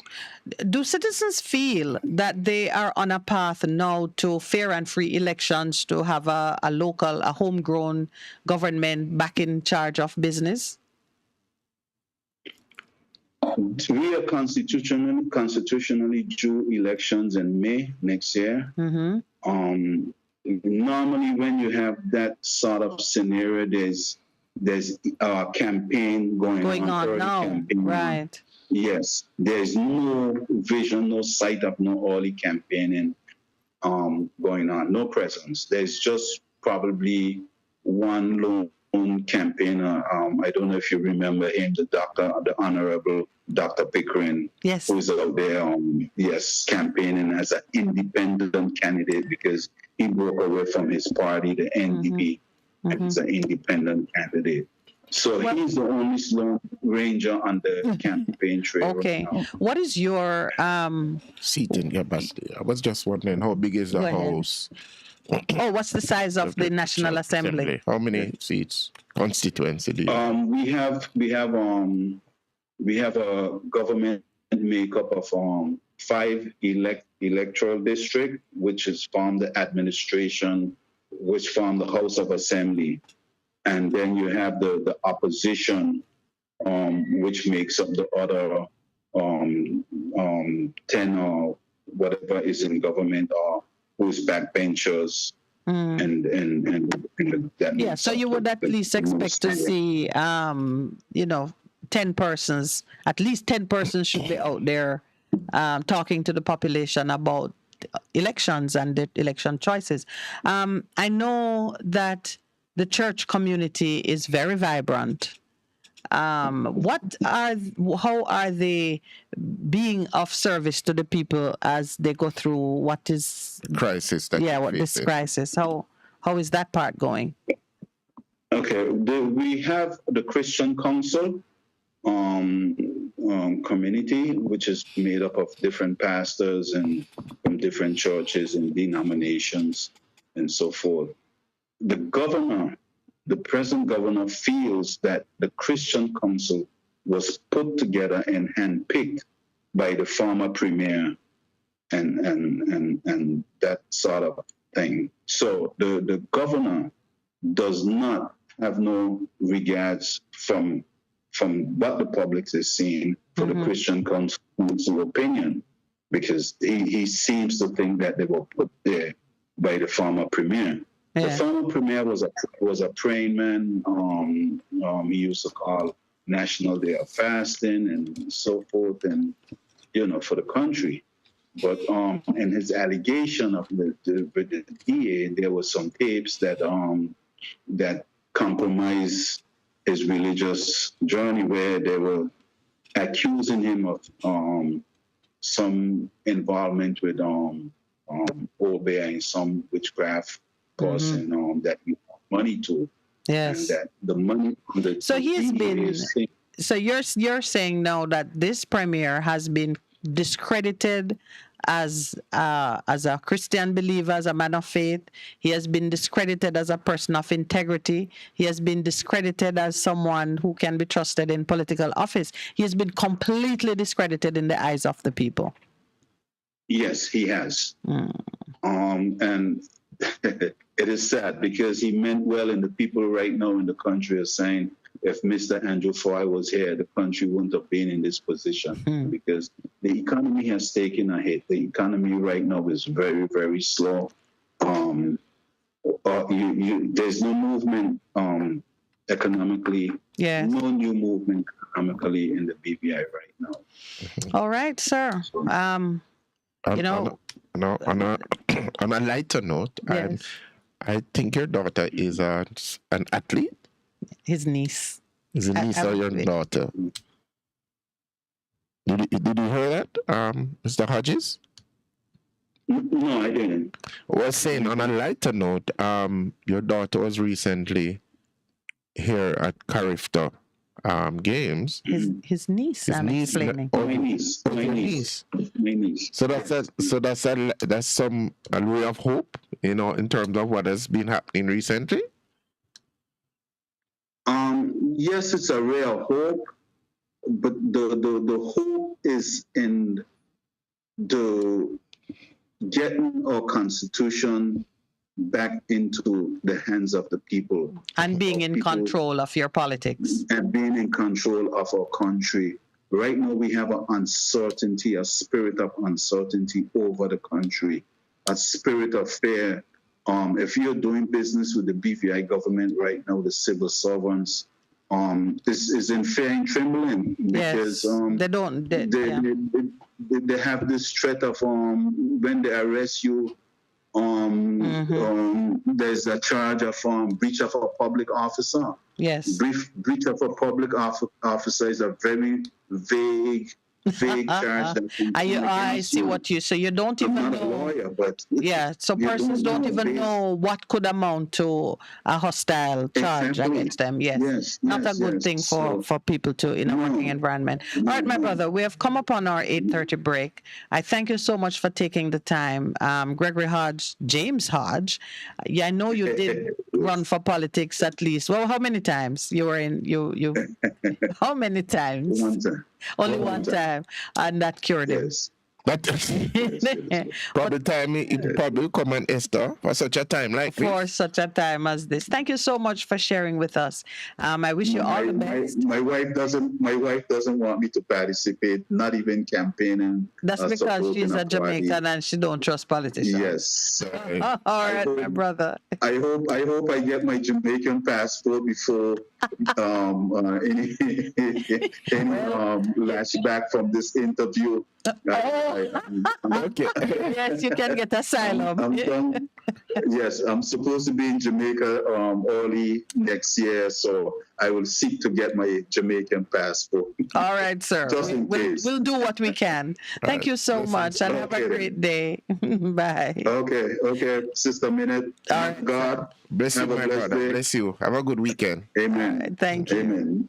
Okay. All right, we'll take our break. When we come back, we'll open the line so we can have some conversations. The numbers to call, 619-1508 and 279-8473.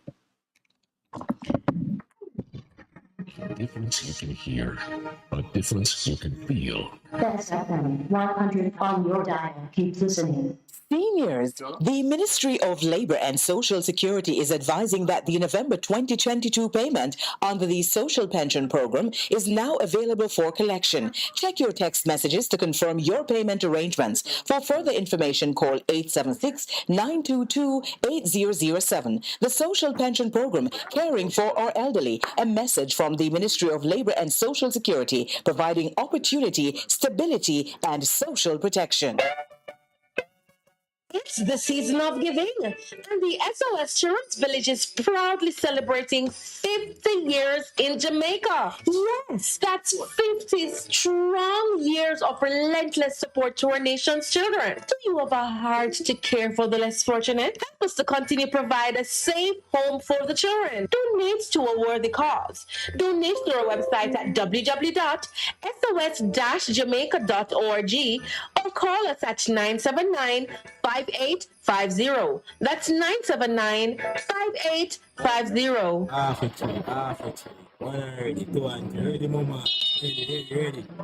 Is this the confusion you feel when trying to work your way through medical systems in Jamaica? Try a dose of Ask Dr. Mary every Thursday at 5 to 6 p.m. Let Dr. Mary help you understand your medical problems and bring you to a calmer place.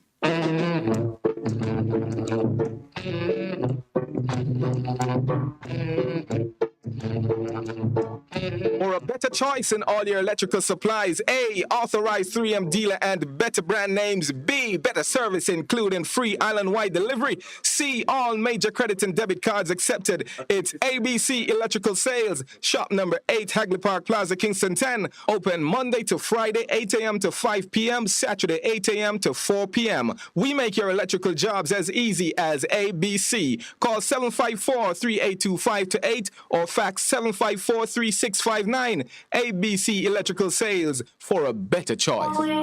What should a taxi service do for you? On-time taxi service is more than just a ride to the other side of town. They offer clean and spacious vehicles, reliable service, and promise to always look out for their customers. They'll come when you call and take you where you want to go on time. You can call us at 926-3866. We are something special on the road. Best 100 FM is the authentic voice of Jamaica, promoting your prosperity with better vibes and better music. Let us promote your goods and services for you. Advertise with us. For more information, call our office at 876-276-8935. That's 276-8935. The Morning Connection is not your usual talk show. We aim to stimulate discussion and chart new paths to self-empowerment. So please join us, Minette and Percy, on the Morning Connection, Mondays to Thursdays, 6 a.m. to 10 a.m. on Best 100 FM. It's good, it's better, but nothing beats.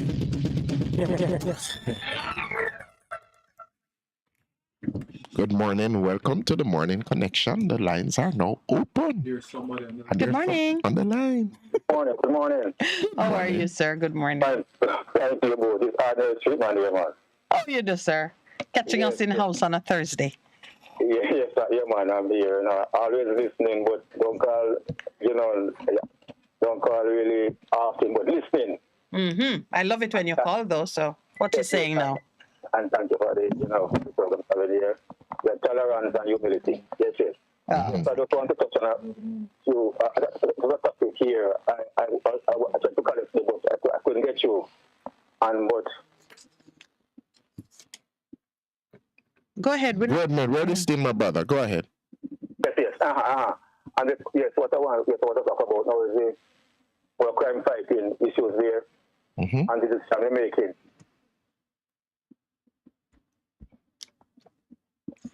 Go ahead. Go ahead. We're listening.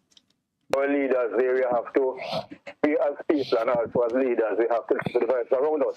Yes, that's true. And they must not go on that, behave like we are too bright in our own eyes. Mm-hmm. I don't want to come down on the Prime Minister too much because as there's an old adage that says an easy life that wears a crown. Absolutely. Yes. But I must say that he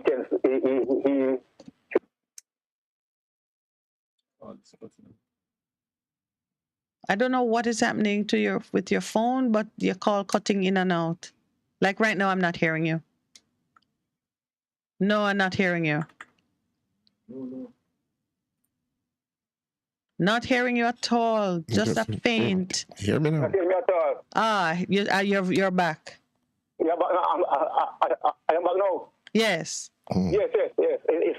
I was saying that in decision making pertaining to the crime fighting, I don't know if it's desperation or what, but there's a bit of entanglement there. Yes. And the reason why I say that, in the recent past, I was aware that he made two decisions. One was put into the needs, and it was the needs acquisition system. Yes. And when he put it forward, it was warned by the opposition and some other bodies that it could not work that way. And he didn't listen. That I think it was brought to the court. And yes, and the court struck it down. Yes, and the court took it down. The second one, when the first state of emergency was put forward in St. James there. And the gentleman went to court and won them. Okay, I'm coming to that, yes. He was also warned by the opposition and some learned personnel like in this minute feel that, there would be an infringement of rights. Yes. And yes, and the people, they wouldn't listen and they go ahead. And as Pastor is reminding us now, I want to come to that. And the individual sued the government and he was awarded of 17 million. Yes. Yes, there and then, it was clear that a number of those individuals would begin lawsuit. Also, it would open the floodgates for the lawsuit to come in. Yes, and it is still possible, because there's still time. Yes, right. So it's not too late. And as you rightly know, we will have to be a matter of cost. All of it, my brother. We have to be it, brother. All of it. Yes. So let us hope that we'll as we just said a while ago, it is not too late for the lawsuits coming in. So I raise those two issues that at times we have to listen. We do need to listen. Listen. Yeah. And what I want to ask, and in my humble opinion, who advises the Prime Minister and the government on legal issues that it doesn't infringe any rights of citizens? Is it the Attorney General? The Attorney General, who previously it was Ms. Malahoo Fort, she now has law reform and constitutional matters, and I see her still standing at his side. So he's getting advice that is forward-looking as well as based on current law, and still, we have cause to be concerned. Yes, because I do believe. Well, she fell down there. I don't know if she had to advise him and he go ahead, whatever. Right. But, from where I'm sitting and standing, I can't say if he was advised accordingly and he went ahead. Yeah, but can I tell you, if she was giving him bad advice and he was following it and getting into trouble, he would have fired her. Would have fired her? Well, isn't that the case? If you don't have a good lawyer, you're not gonna stay with the same lawyer who is leading you astray. So it actually stands to reason that maybe she's giving him good advice and he is disregarding it. That's how it would look. But you never know. There's always politics. She still has her job. Yes, and secondly, I just want to go in a sense of time. Yes. So the last one now, I see where he's proposing a monetary sentence of 30 years for murder. Mm-hmm. Now again, he's been warned and by personnel in your famous Smith. Yes. That and still he does not seem to be listening. Well, mind you, that is his opinion, and his opinion is not law, because for that to be law, the Houses of Parliament and the Senate and so on need to agree. So with that one, he's only exposing his heart and trying to show where he'd like things to go. But thankfully, that's only his opinion. It will have to go through a process, and if the elected parliamentarians are in agreement with him, then, the law will pass unless citizens themselves intervene and revoke the authorization to the parliamentarians. But you know that by that I mean elections. Yes, and listen to you yesterday morning. Yes. You pointed out that in that case it would tell you just a seat, the entanglement there. Yes. Yes. And then now, lastly. Yes. That the mandatory sentence. The plea bargain thing that is now in enactment. Right. I think that would impact that, because the reason being, from my humble understanding opinion, one of the main reasons for this plea bargain thing, I think it was Chief Justice Brian Chikes. Mm-hmm. He was very instrumental in putting forward that act, and the reason being is to lessen the backlog of cases in the court. Yes, if people make and then mandatory, who's gonna plead guilty to something when the sentence is mandatory? Right, so Mr. that I'm coming to. Right, you're right, lady. Yes. That's what I'm coming to. Yes. You preempt me in saying that. I'm so sorry, but I have another caller, sir. No, man, I will come back. We could say great minds think alike. I will say the other side to it. I will come back. All right. Yes.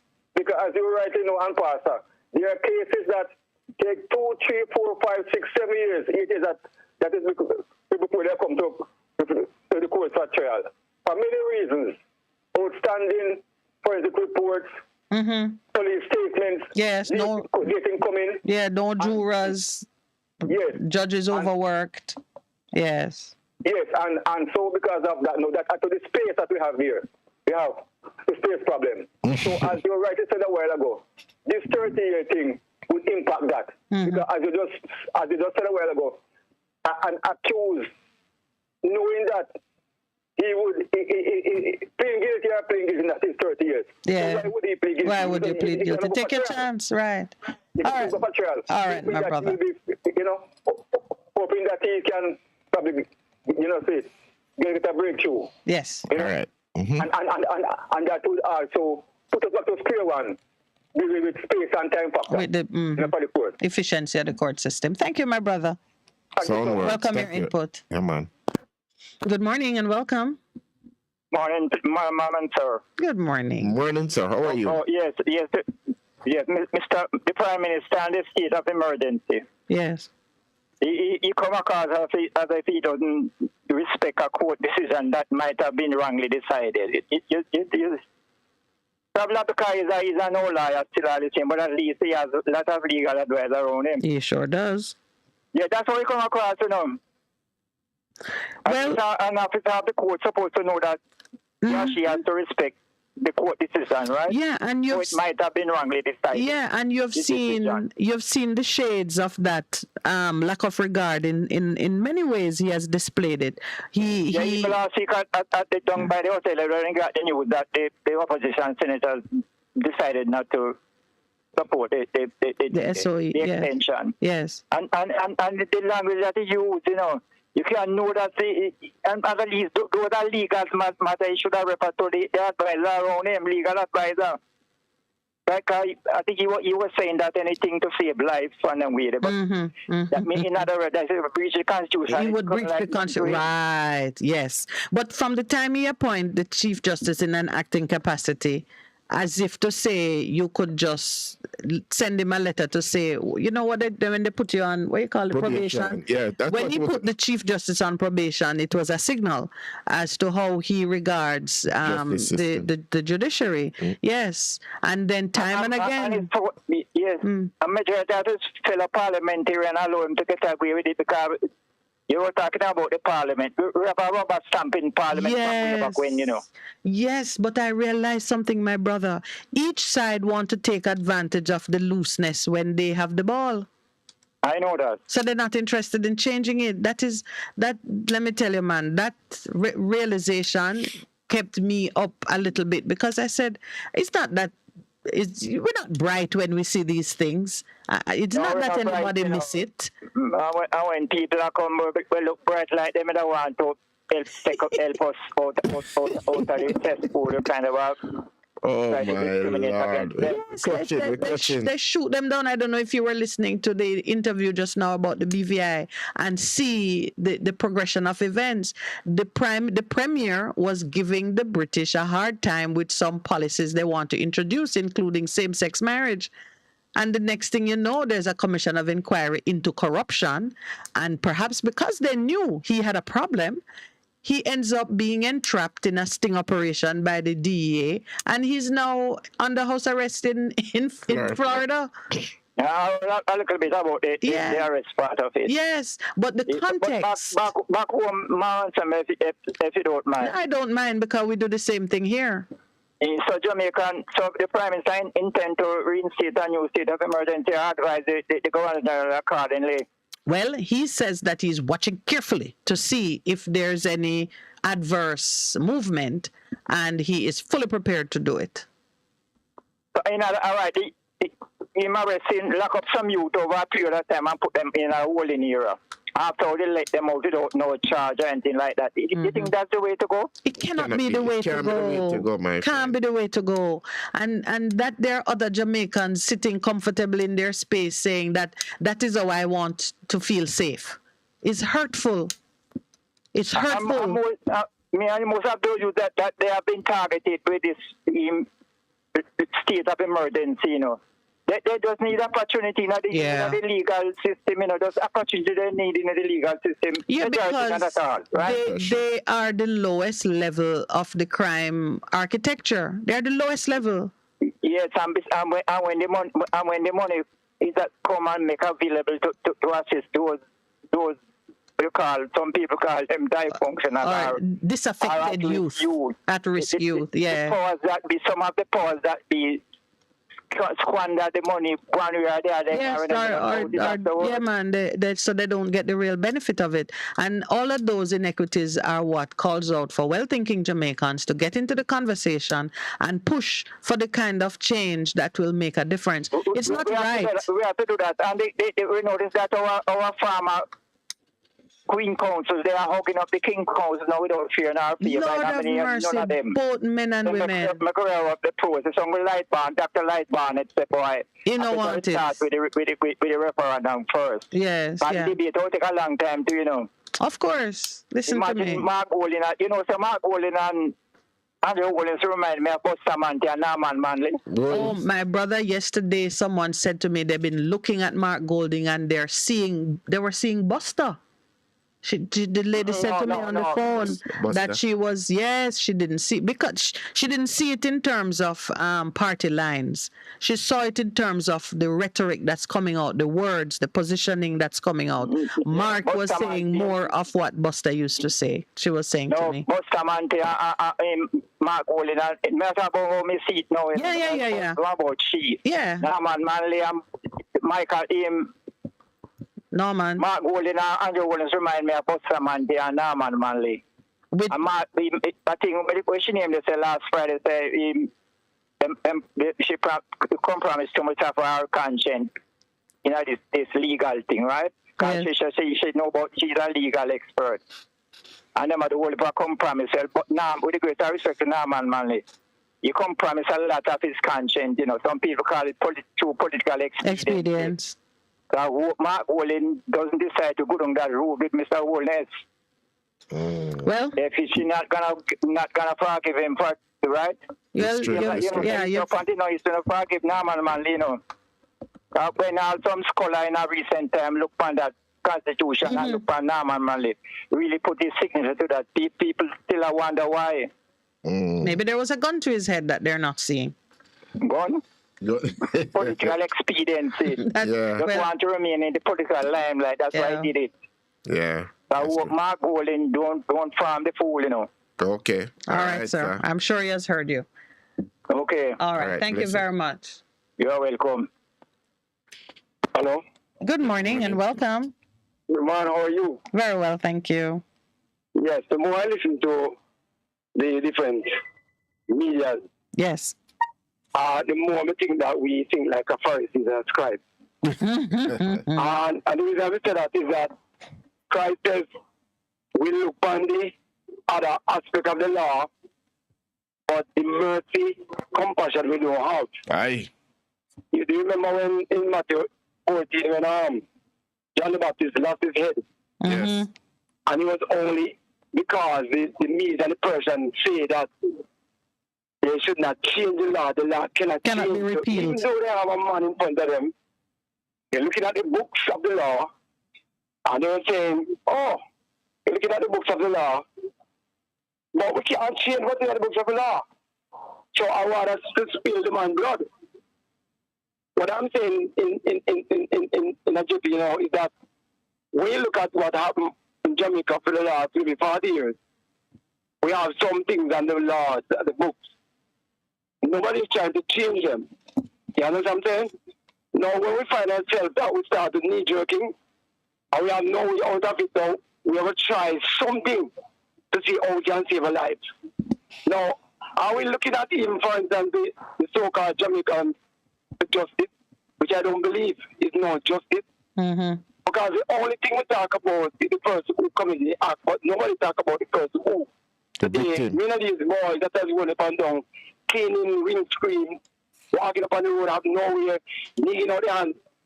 They are fatherless. They are victims. So who are the person who are looking for these fatherless sons and daughters who have no father, because the system which we put in to protect us can't protect us. Yeah. So I'm saying a lot of things that the Prime Minister say is true. And many of the persons who are blaming him for a lot of things, you can look at it 50-50, because at the end of the day, which Mark Wolin or Andrew Wallace or Tiaga or Manley would want to in our government, knowing that something is happening and they can stop it and you can't stop it. Now, when you look at him, for instance, say crime, then, for instance, we're talking about crime. Yes. We have laws that can be changed. And even you were speaking this morning, I was listening to you when you were talking to the gentleman there. Yes. And you're talking about the garbage thing. You're talking about sometime next year. Because when we have laws, why can't we who on the job have to do overtime? Why can't the parliamentarians stay till 2 o'clock in the morning and 3 o'clock in the morning trying to put the bills together?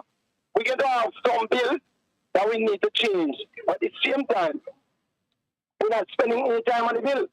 The bill start now, and you come to till next year, December. Between that time and that bill be changed, you know what life is lost? But precisely to your point, when the government wanted to insulate itself from attack on the unlawful collection of traffic fines, they got a piece of legislation passed within hours. And they stayed until them. I mean, Floyd Morris was complaining that as a visually impaired member of the House, of the Senate, they sent him information to peruse and show up for a hearing within like hours, knowing full well that he needs to have it for a certain period of time so that he can use his assistants and the technology to even read it. So he, as a senator, went in to participate in a debate with no full understanding or knowledge of what was being proposed by government. So you see them doing exactly what you're saying, working overtime, putting in the hours to do something that would insulate them from the consequence of their oversight. But they're not doing it us from for the protection of the society. People. Before I go, I want to say this. In the public sector, what happened in the public sector and happened in the private sector now? Yes. And you get fired. Well, now a good manager is somebody who plan, organize, lead, and implement, coach, being proactive. It's all about the result. Execute speedily and timely. All about the result. If it all about the execution. If you plan and you organize, deliver. You don't execute properly, you fail. It never existed. You have failed. That's what it is. That's the results. You judge people by results. If me and you in the private sector do anything foolishly, we don't have a job. So why can't we continue to do, or we continue to do the same thing over and over until I say that insane mind who does that? Can I tell you something, sir? If you look at the 63, you could count on one hand the people who were in the private sector at all or who did well in the private sector. Yes. The policeman that spoke the other day, the top of the federation, no? Yes. And he was speaking the other day, a couple of days, I was listening on one of those stations. And I'm saying that what he has been saying might be true, but I don't think that was a forum. It sounds a little bit political. Yes. Well, even if you don't want to think so, he gave you all right to think that kind of way. Yeah. But you see, leave it out there for you to think so. Yeah, but it's not a political football, it's even life. Yes. We're going to end on that note because I think that's what needs to remain uppermost in our citizens' minds, that this is life and death for some people. It might be a debate and a one-upmanship and a back and forth for you, but it's life and death for some. Absolutely. Thank you. Thank you so much. And thank you for listening. I hope everybody recognize that love, if we love, we demonstrate the love by our actions. Yes. True. Verb. Thank you. Love is a living word. Good morning and welcome. Hello, good morning. Good morning. Good morning, sir. How are you? Doing fine. Yeah, the members' time has expired. I'd like to remember 5 minutes to continue. Essential. You better speak. Come, we'll go on the break. So, all right. We're there, but you're on the break, essential. Yeah, can't wait till we come out for the break. But all right, you want to just take the break now then? Yeah. All right, great. When we come back. A difference you can hear, a difference you can feel. Best FM 100 on your dial. Keep listening. Seniors, the Ministry of Labor and Social Security is advising that the November 2022 payment under the Social Pension Program is now available for collection. Check your text messages to confirm your payment arrangements. For further information, call 876-922-8007. The Social Pension Program, caring for our elderly. A message from the Ministry of Labor and Social Security, providing opportunity, stability, and social protection. Veteran Printers for all your printing needs. We specialize in calendars, flyers, brochures, and more. Call us today at 968-7506. That's 968-7506. Or visit us at 4 East Bloomsbury Road, off Haggard Park Road. Veteran Printers, your best choice in printing.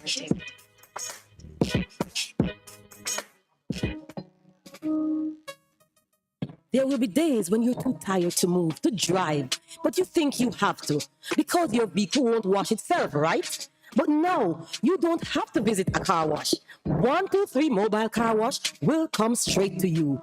Yes, you heard right. 123 Mobile Car Wash is offering services in Kingston and St. Andrew and St. Catherine. We shampoo and detail cars, trucks, offices, and more.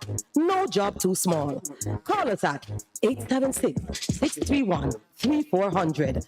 123 Mobile Car Wash. We come to you.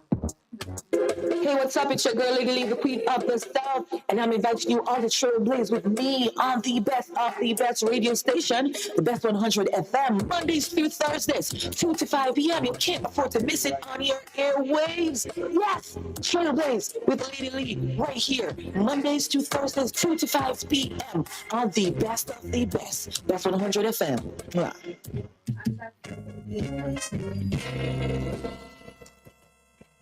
Fearless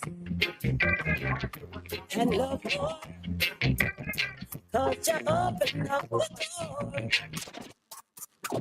Live, camera, volume. Live it up Fridays on Best 100 FM. 10 a.m. to 2 p.m. with I, Ibi Lion, each and every Friday. Giving you the better vibes, heard everywhere.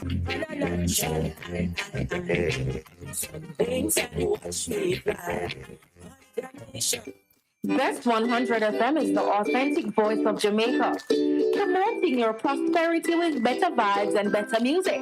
Let us promote your goods and services for you. Advertise with us. For more information, call our office at 876-276-8935. That's 276-8935. The Morning Connection is not your usual talk show. We aim to stimulate discussion and chart new paths to self-empowerment. So please join us, Minette and Percy, on the Morning Connection, Mondays to Thursdays, 6 a.m. to 10 a.m. on Best 100 FM. It's good, it's better, but nothing beats. Good morning. Welcome back, my brother. Thank you for holding. Yes, please. Yes. Yeah, Mama dear. But yeah, I wanted to look at the separation of powers doctrine this morning. You know. The what? Separation of powers. Mm-hmm. Separation of powers doctrine. You know, so I'm going to ask you to tell me what you understand it to be. So as we're looking at it, we're speaking the same language. On the same wavelength. Okay. All right, based on the separation of powers doctrine, probably might consist of three branches of government: the executive, the legislature, and the judiciary. Those are the separate powers. Yes, please. But what is the doctrine? That I got asked. Huh? That I asked you. Oh, you want to know what the doctrine behind it is that for democracy to hold its integrity, you need to have separate silos where the power that is exercised by the government is kept without contamination by the other silos. That's the simplest way to put it. So that's the doctrine. One is a check and balance for the other. Okay. Mm-hmm. So, based on when the Chief Justice was appointed, the Chief Justice normally would have appointed under Section 98(1), which says the Chief Justice shall be appointed by the Governor General on the recommendation of the Prime Minister, consultant with the leader of the person. But Justice Sykes was appointed under Section 99(1). But I'm not going to Section 99(1) today. We're dealing around Section 98(1), and we're also dealing around the Bar Association. All right, so you got to tell me now, do you think that the doctrine has been compromised or has been wrongly applied or breached by the manner in which the Chief Justice was appointed? No, it's not breached, because based on that, you know that Section 99(1), which is if the office of the Chief Justice is vacant, or if the Chief Justice, that's our Section 99(1), but we're not going to Section 99. All right, we don't want it to be a law course now. We want it to be something where citizens can apply whatever you're saying to what is happening in the environment. So some persons think that there was a breach because the Chief Justice was not appointed, he was put on probation. But you say you don't see any breach. You think it's fine for the Prime Minister to give a conditional recommendation to the Governor General? I approve him if within 90 days him show me say he's up to it, or whatever period of time. You think that that's fine? Yeah, man. Because if the Constitution if the Constitution provides for that, well, you can't go around the Constitution. Well, you're looking at the Constitution. Does the Constitution say that there can be a conditional recommendation, or it say appoint him? Does the Constitution say you can put him on probation, or that the recommendation can be conditional? Does it say so? Well, he should have been appointed under Section 98. No, may I ask you, if whether 91 or 98, is there room in it for him to be conditionally appointed? Or the straight appointment? That's it, That's yes or no? There was room for each appointed under Section 99(1). But you're still saying appointed, and we're asking about conditional appointment. Conditional? Yes. No, and based on conditions. There are conditions before I make you the thing. Like if you go to a company, you have to perform before them say you get the work. Before they appoint you to the position. Right. Oh. That's what we're talking about. Okay. So based on he was unconditional, or whatever you don't use the term. Yes. So based on that, well, he has proved himself, so, well, he should be no longer acting. They must no, that the people protested and the appointment was. So the condition, and also the Constitution work. You're appointed or you're not appointed. Yeah. There's no conditionality. There's no middle ground to it. Yeah, but he was appointed. He was appointed after protest because the PM tried to do a conditional appointment. Oh, yeah, well, that's what happened. So that would be a breach of the doctrine, because what you have is the executive trying to maintain a control over the judiciary by saying you've got to meet my standards. And the doctrine requires a separation. One don't set conditions for the other. You appoint the man and let the man run. Okay, man. That's what we're talking about. So based on how the Bar Association did send out a statement to the Prime Minister trespasses and the Chief Justice autonomy. Right. Yeah, What's your views on that? Yes, that's why it was the thing was. So the members' time has expired, according to you, because you have another call. And yes, but I hope you've been edified by the discussion. Yeah, man, it's entertaining. All right, thank you. And blessings. Good morning and welcome. Yes, good morning. How are you, sir? Mm-hmm. Yeah, I was listening to Miss Minette. Yes, sir. Speak about Mayberry, and I was so enthralled by it because it sounds like it could mean something very positive for the working poor. Am I correct, madam? Yes, it could. It could. Based on what is written in the article, Malvern. If they do what they say, how it is positioned, it is a very interesting development in our, economy for small investors. Yes. I would say that's working poor also. Yes. Would you use that term? Yes. Yes, man, it is. You have a job and you're making a little money and you have a little extra 50,000. Rather than leave it in the bank to get the 1% or 0%, or they keep taking from it to pay bank fees, you could do something with it. Yes. That's a wonderful thing, man. I hope it happens.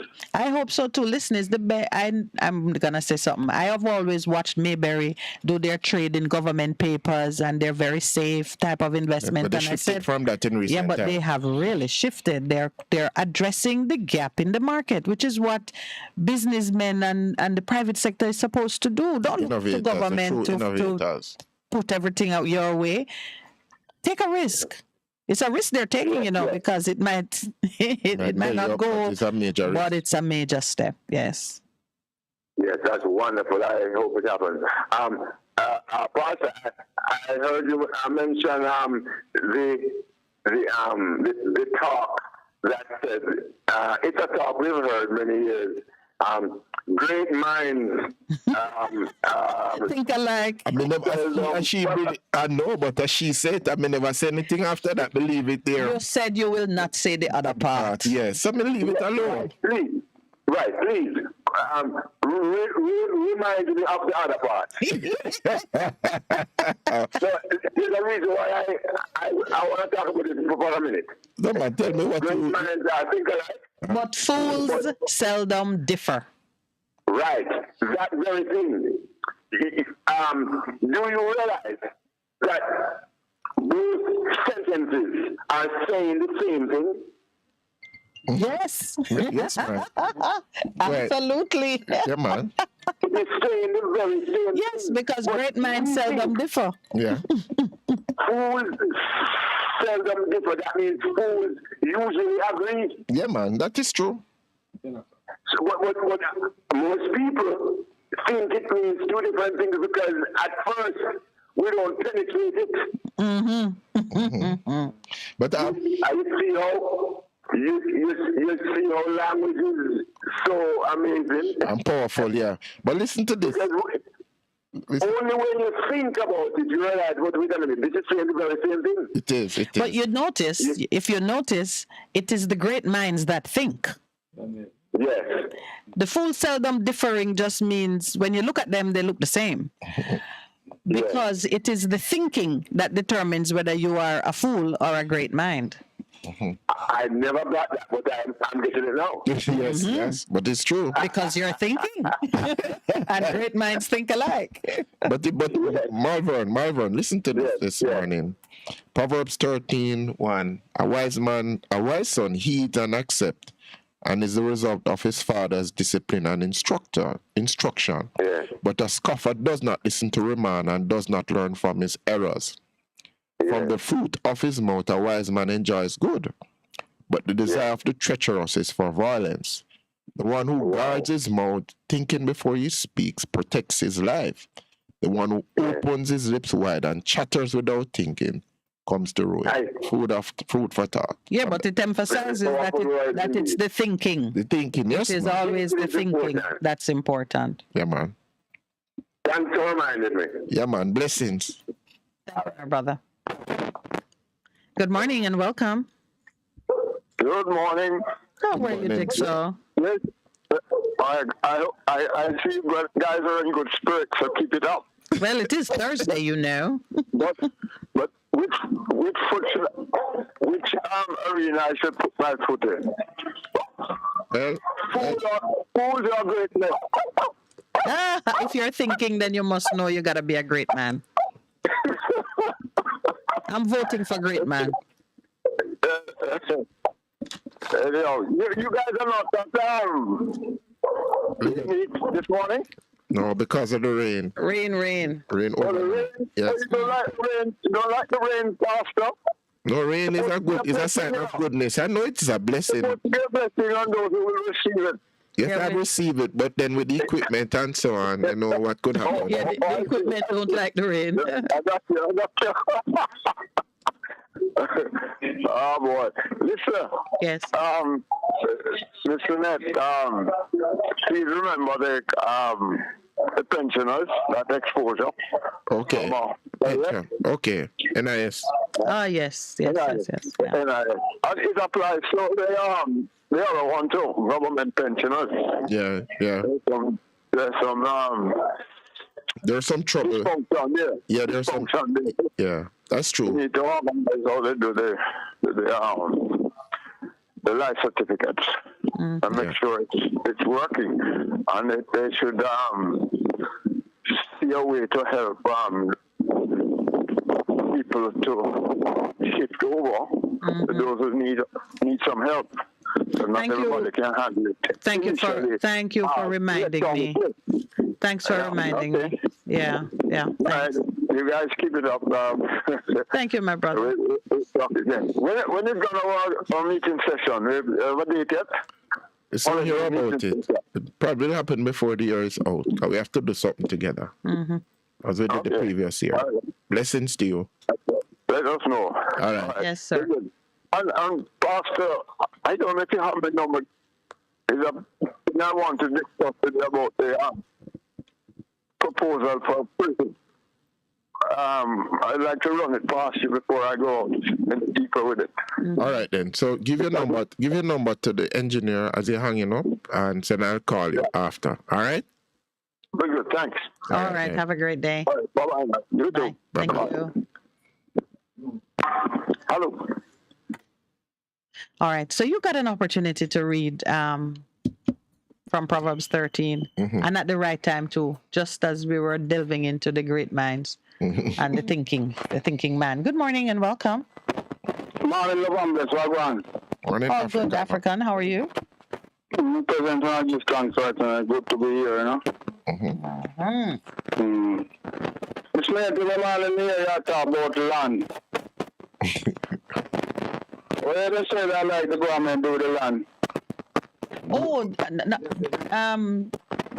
Which morning? Well, I know what I'd like the government to do with the land. I'd like the government to identify the tracts of crown land, that land which still sits on our books as belonging to the king, and for which UDC or another government agency has not developed specific plans. I'd like them to take that land and begin to do land grants to persons who need land for housing. They can set up a process for applications to be made and for allotments to be done and give people title so they can plant food, build house, and have something to leave for their children. Give it to the NHD for the money that they have taken out of the NHD. Yeah, well, we'd have to reform the NHD considerably in order for them to oversee it. But they could set up a commission that deals with it.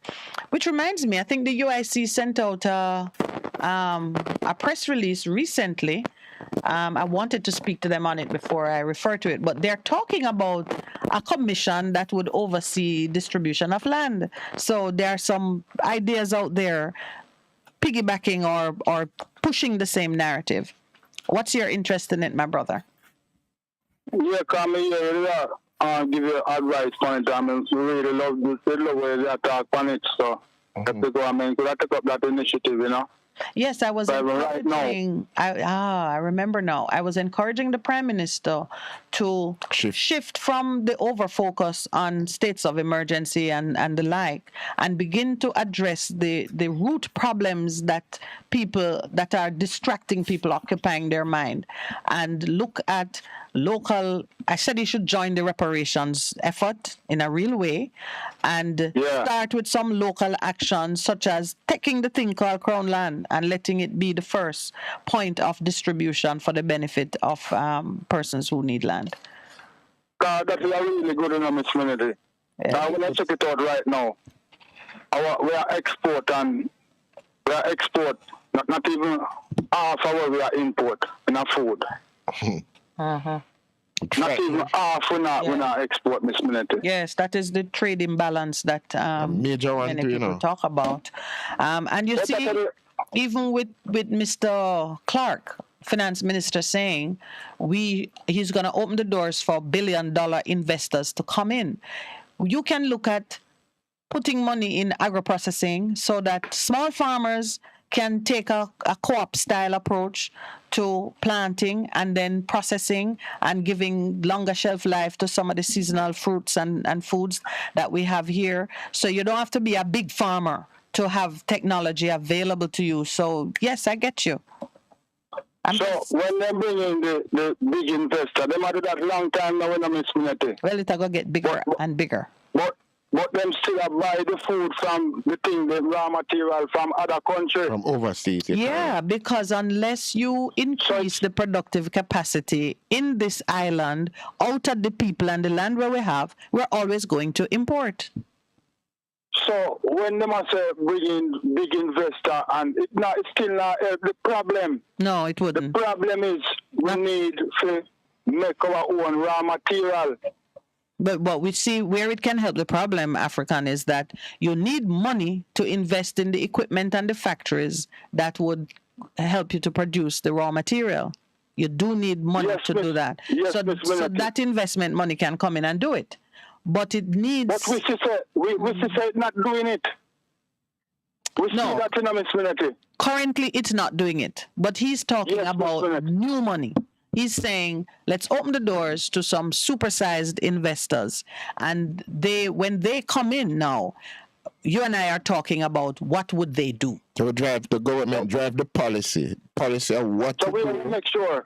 Yeah. We have to make sure them stick to the policy if we make it. That would be our job. Yeah. Because when we give tax incentives, when you give a big investor tax incentive, that person is not making their fair contribution to the revenues of the country to run the country and do things for the citizens. So when a tax incentive is given, it's not the government that lose it, it's the people. Because whatever the country needs to survive, the people going to have to produce it. So if a foreigner comes here and he should be paying you $10 million in taxes, and he gets a waiver, that's $10 million that you and I would have to put into the tax pot. So when you give an incentive, the people need to be a part of the policy and the priorities that are set in as consideration for that incentive. So African, it means that if you're gonna give it, you need to get something on the other side that's gonna grow your economy.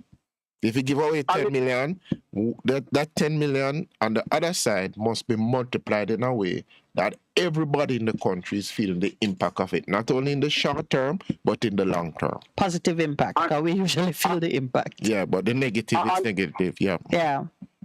So all of these business what them bringing before, them don't have any policy to make sure certain amount of the money stay in the country.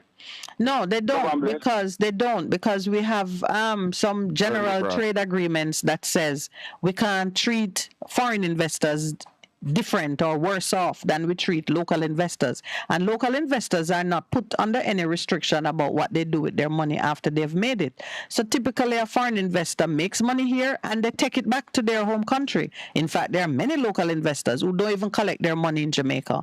A lot of our hoteliers collect their money overseas where the marketing is done. Telecoms company, they do the same thing. And the only thing that the government really see is the wages that they pay to local people and the PAYE and GCT that they pay locally. The richness, the wealth of it goes somewhere else. And that pay, that minimum wage pay, that is undermining the development of our country. Yes. Somebody pointed out that's a fair conclusion. Yeah. So we have to do something about these things. We can't continue to let in developer, and we don't have any policies to make sure so we develop. Let me share something with you. A lot of our people believe in trickle-down economics. And that's not working either. And it has not worked. Yeah, and that's what he's saying. The trickle is too weak. It needs to become a river and a sea. It needs to be a flow. And that's why when we make our declarations, we say it must flow like a river. Love and bless you for the land we are talking about, Miss Minette. We have the land and we have the housing trust money. We must use the land and the housing trust money and develop ourselves, Miss Minette, and stop use it and develop foreigner. Amen. We want to develop too. You got an amen out of pastor with that one. That's the hope, my brother. And we keep speaking it and push and move people into position. That's why your choice of political representative is so important. You have to choose people who agree with you on these main points. So when they're standing in the House of Parliament or in a ministry and making decisions, they know that that's what the people want. Earlier, one of the callers said that our PM could do well to just listen to what people are saying so that you are at least meeting some expectations. When them in the parliament, Miss Minette, yes, them don't talk about them constituency, you know. Yes. Miss Minette, good to be here, yeah? All right, my brother. Have a good weekend.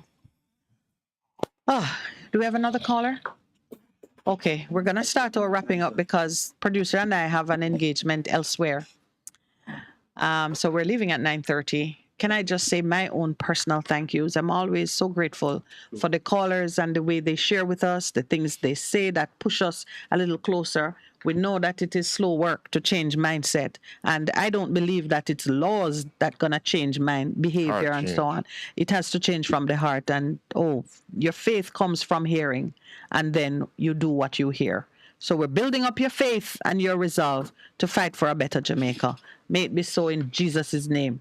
As it was that, as we spoke about Zacharias and Mary and the shepherds and those persons of faith. We are in that season, and we recommend it is a season to change your faith and what it means to you. And as I often say, if it doesn't affect your behavior, it's not real faith, because it must change your behavior. So as we say goodbye to you this morning, because indeed, as what do you think? Yes, man. We say goodbye to you this morning. We just want to thank you for joining us this week, and remember, change is coming. Change has to come. Change is here. Yes. All right. Have a great weekend, everyone. Thanks, studio staff, engineer, producer, and of course, Pastor Percival. Please do some homework this weekend, so so you can graduate and we can have a party. Merry Christmas. Take care.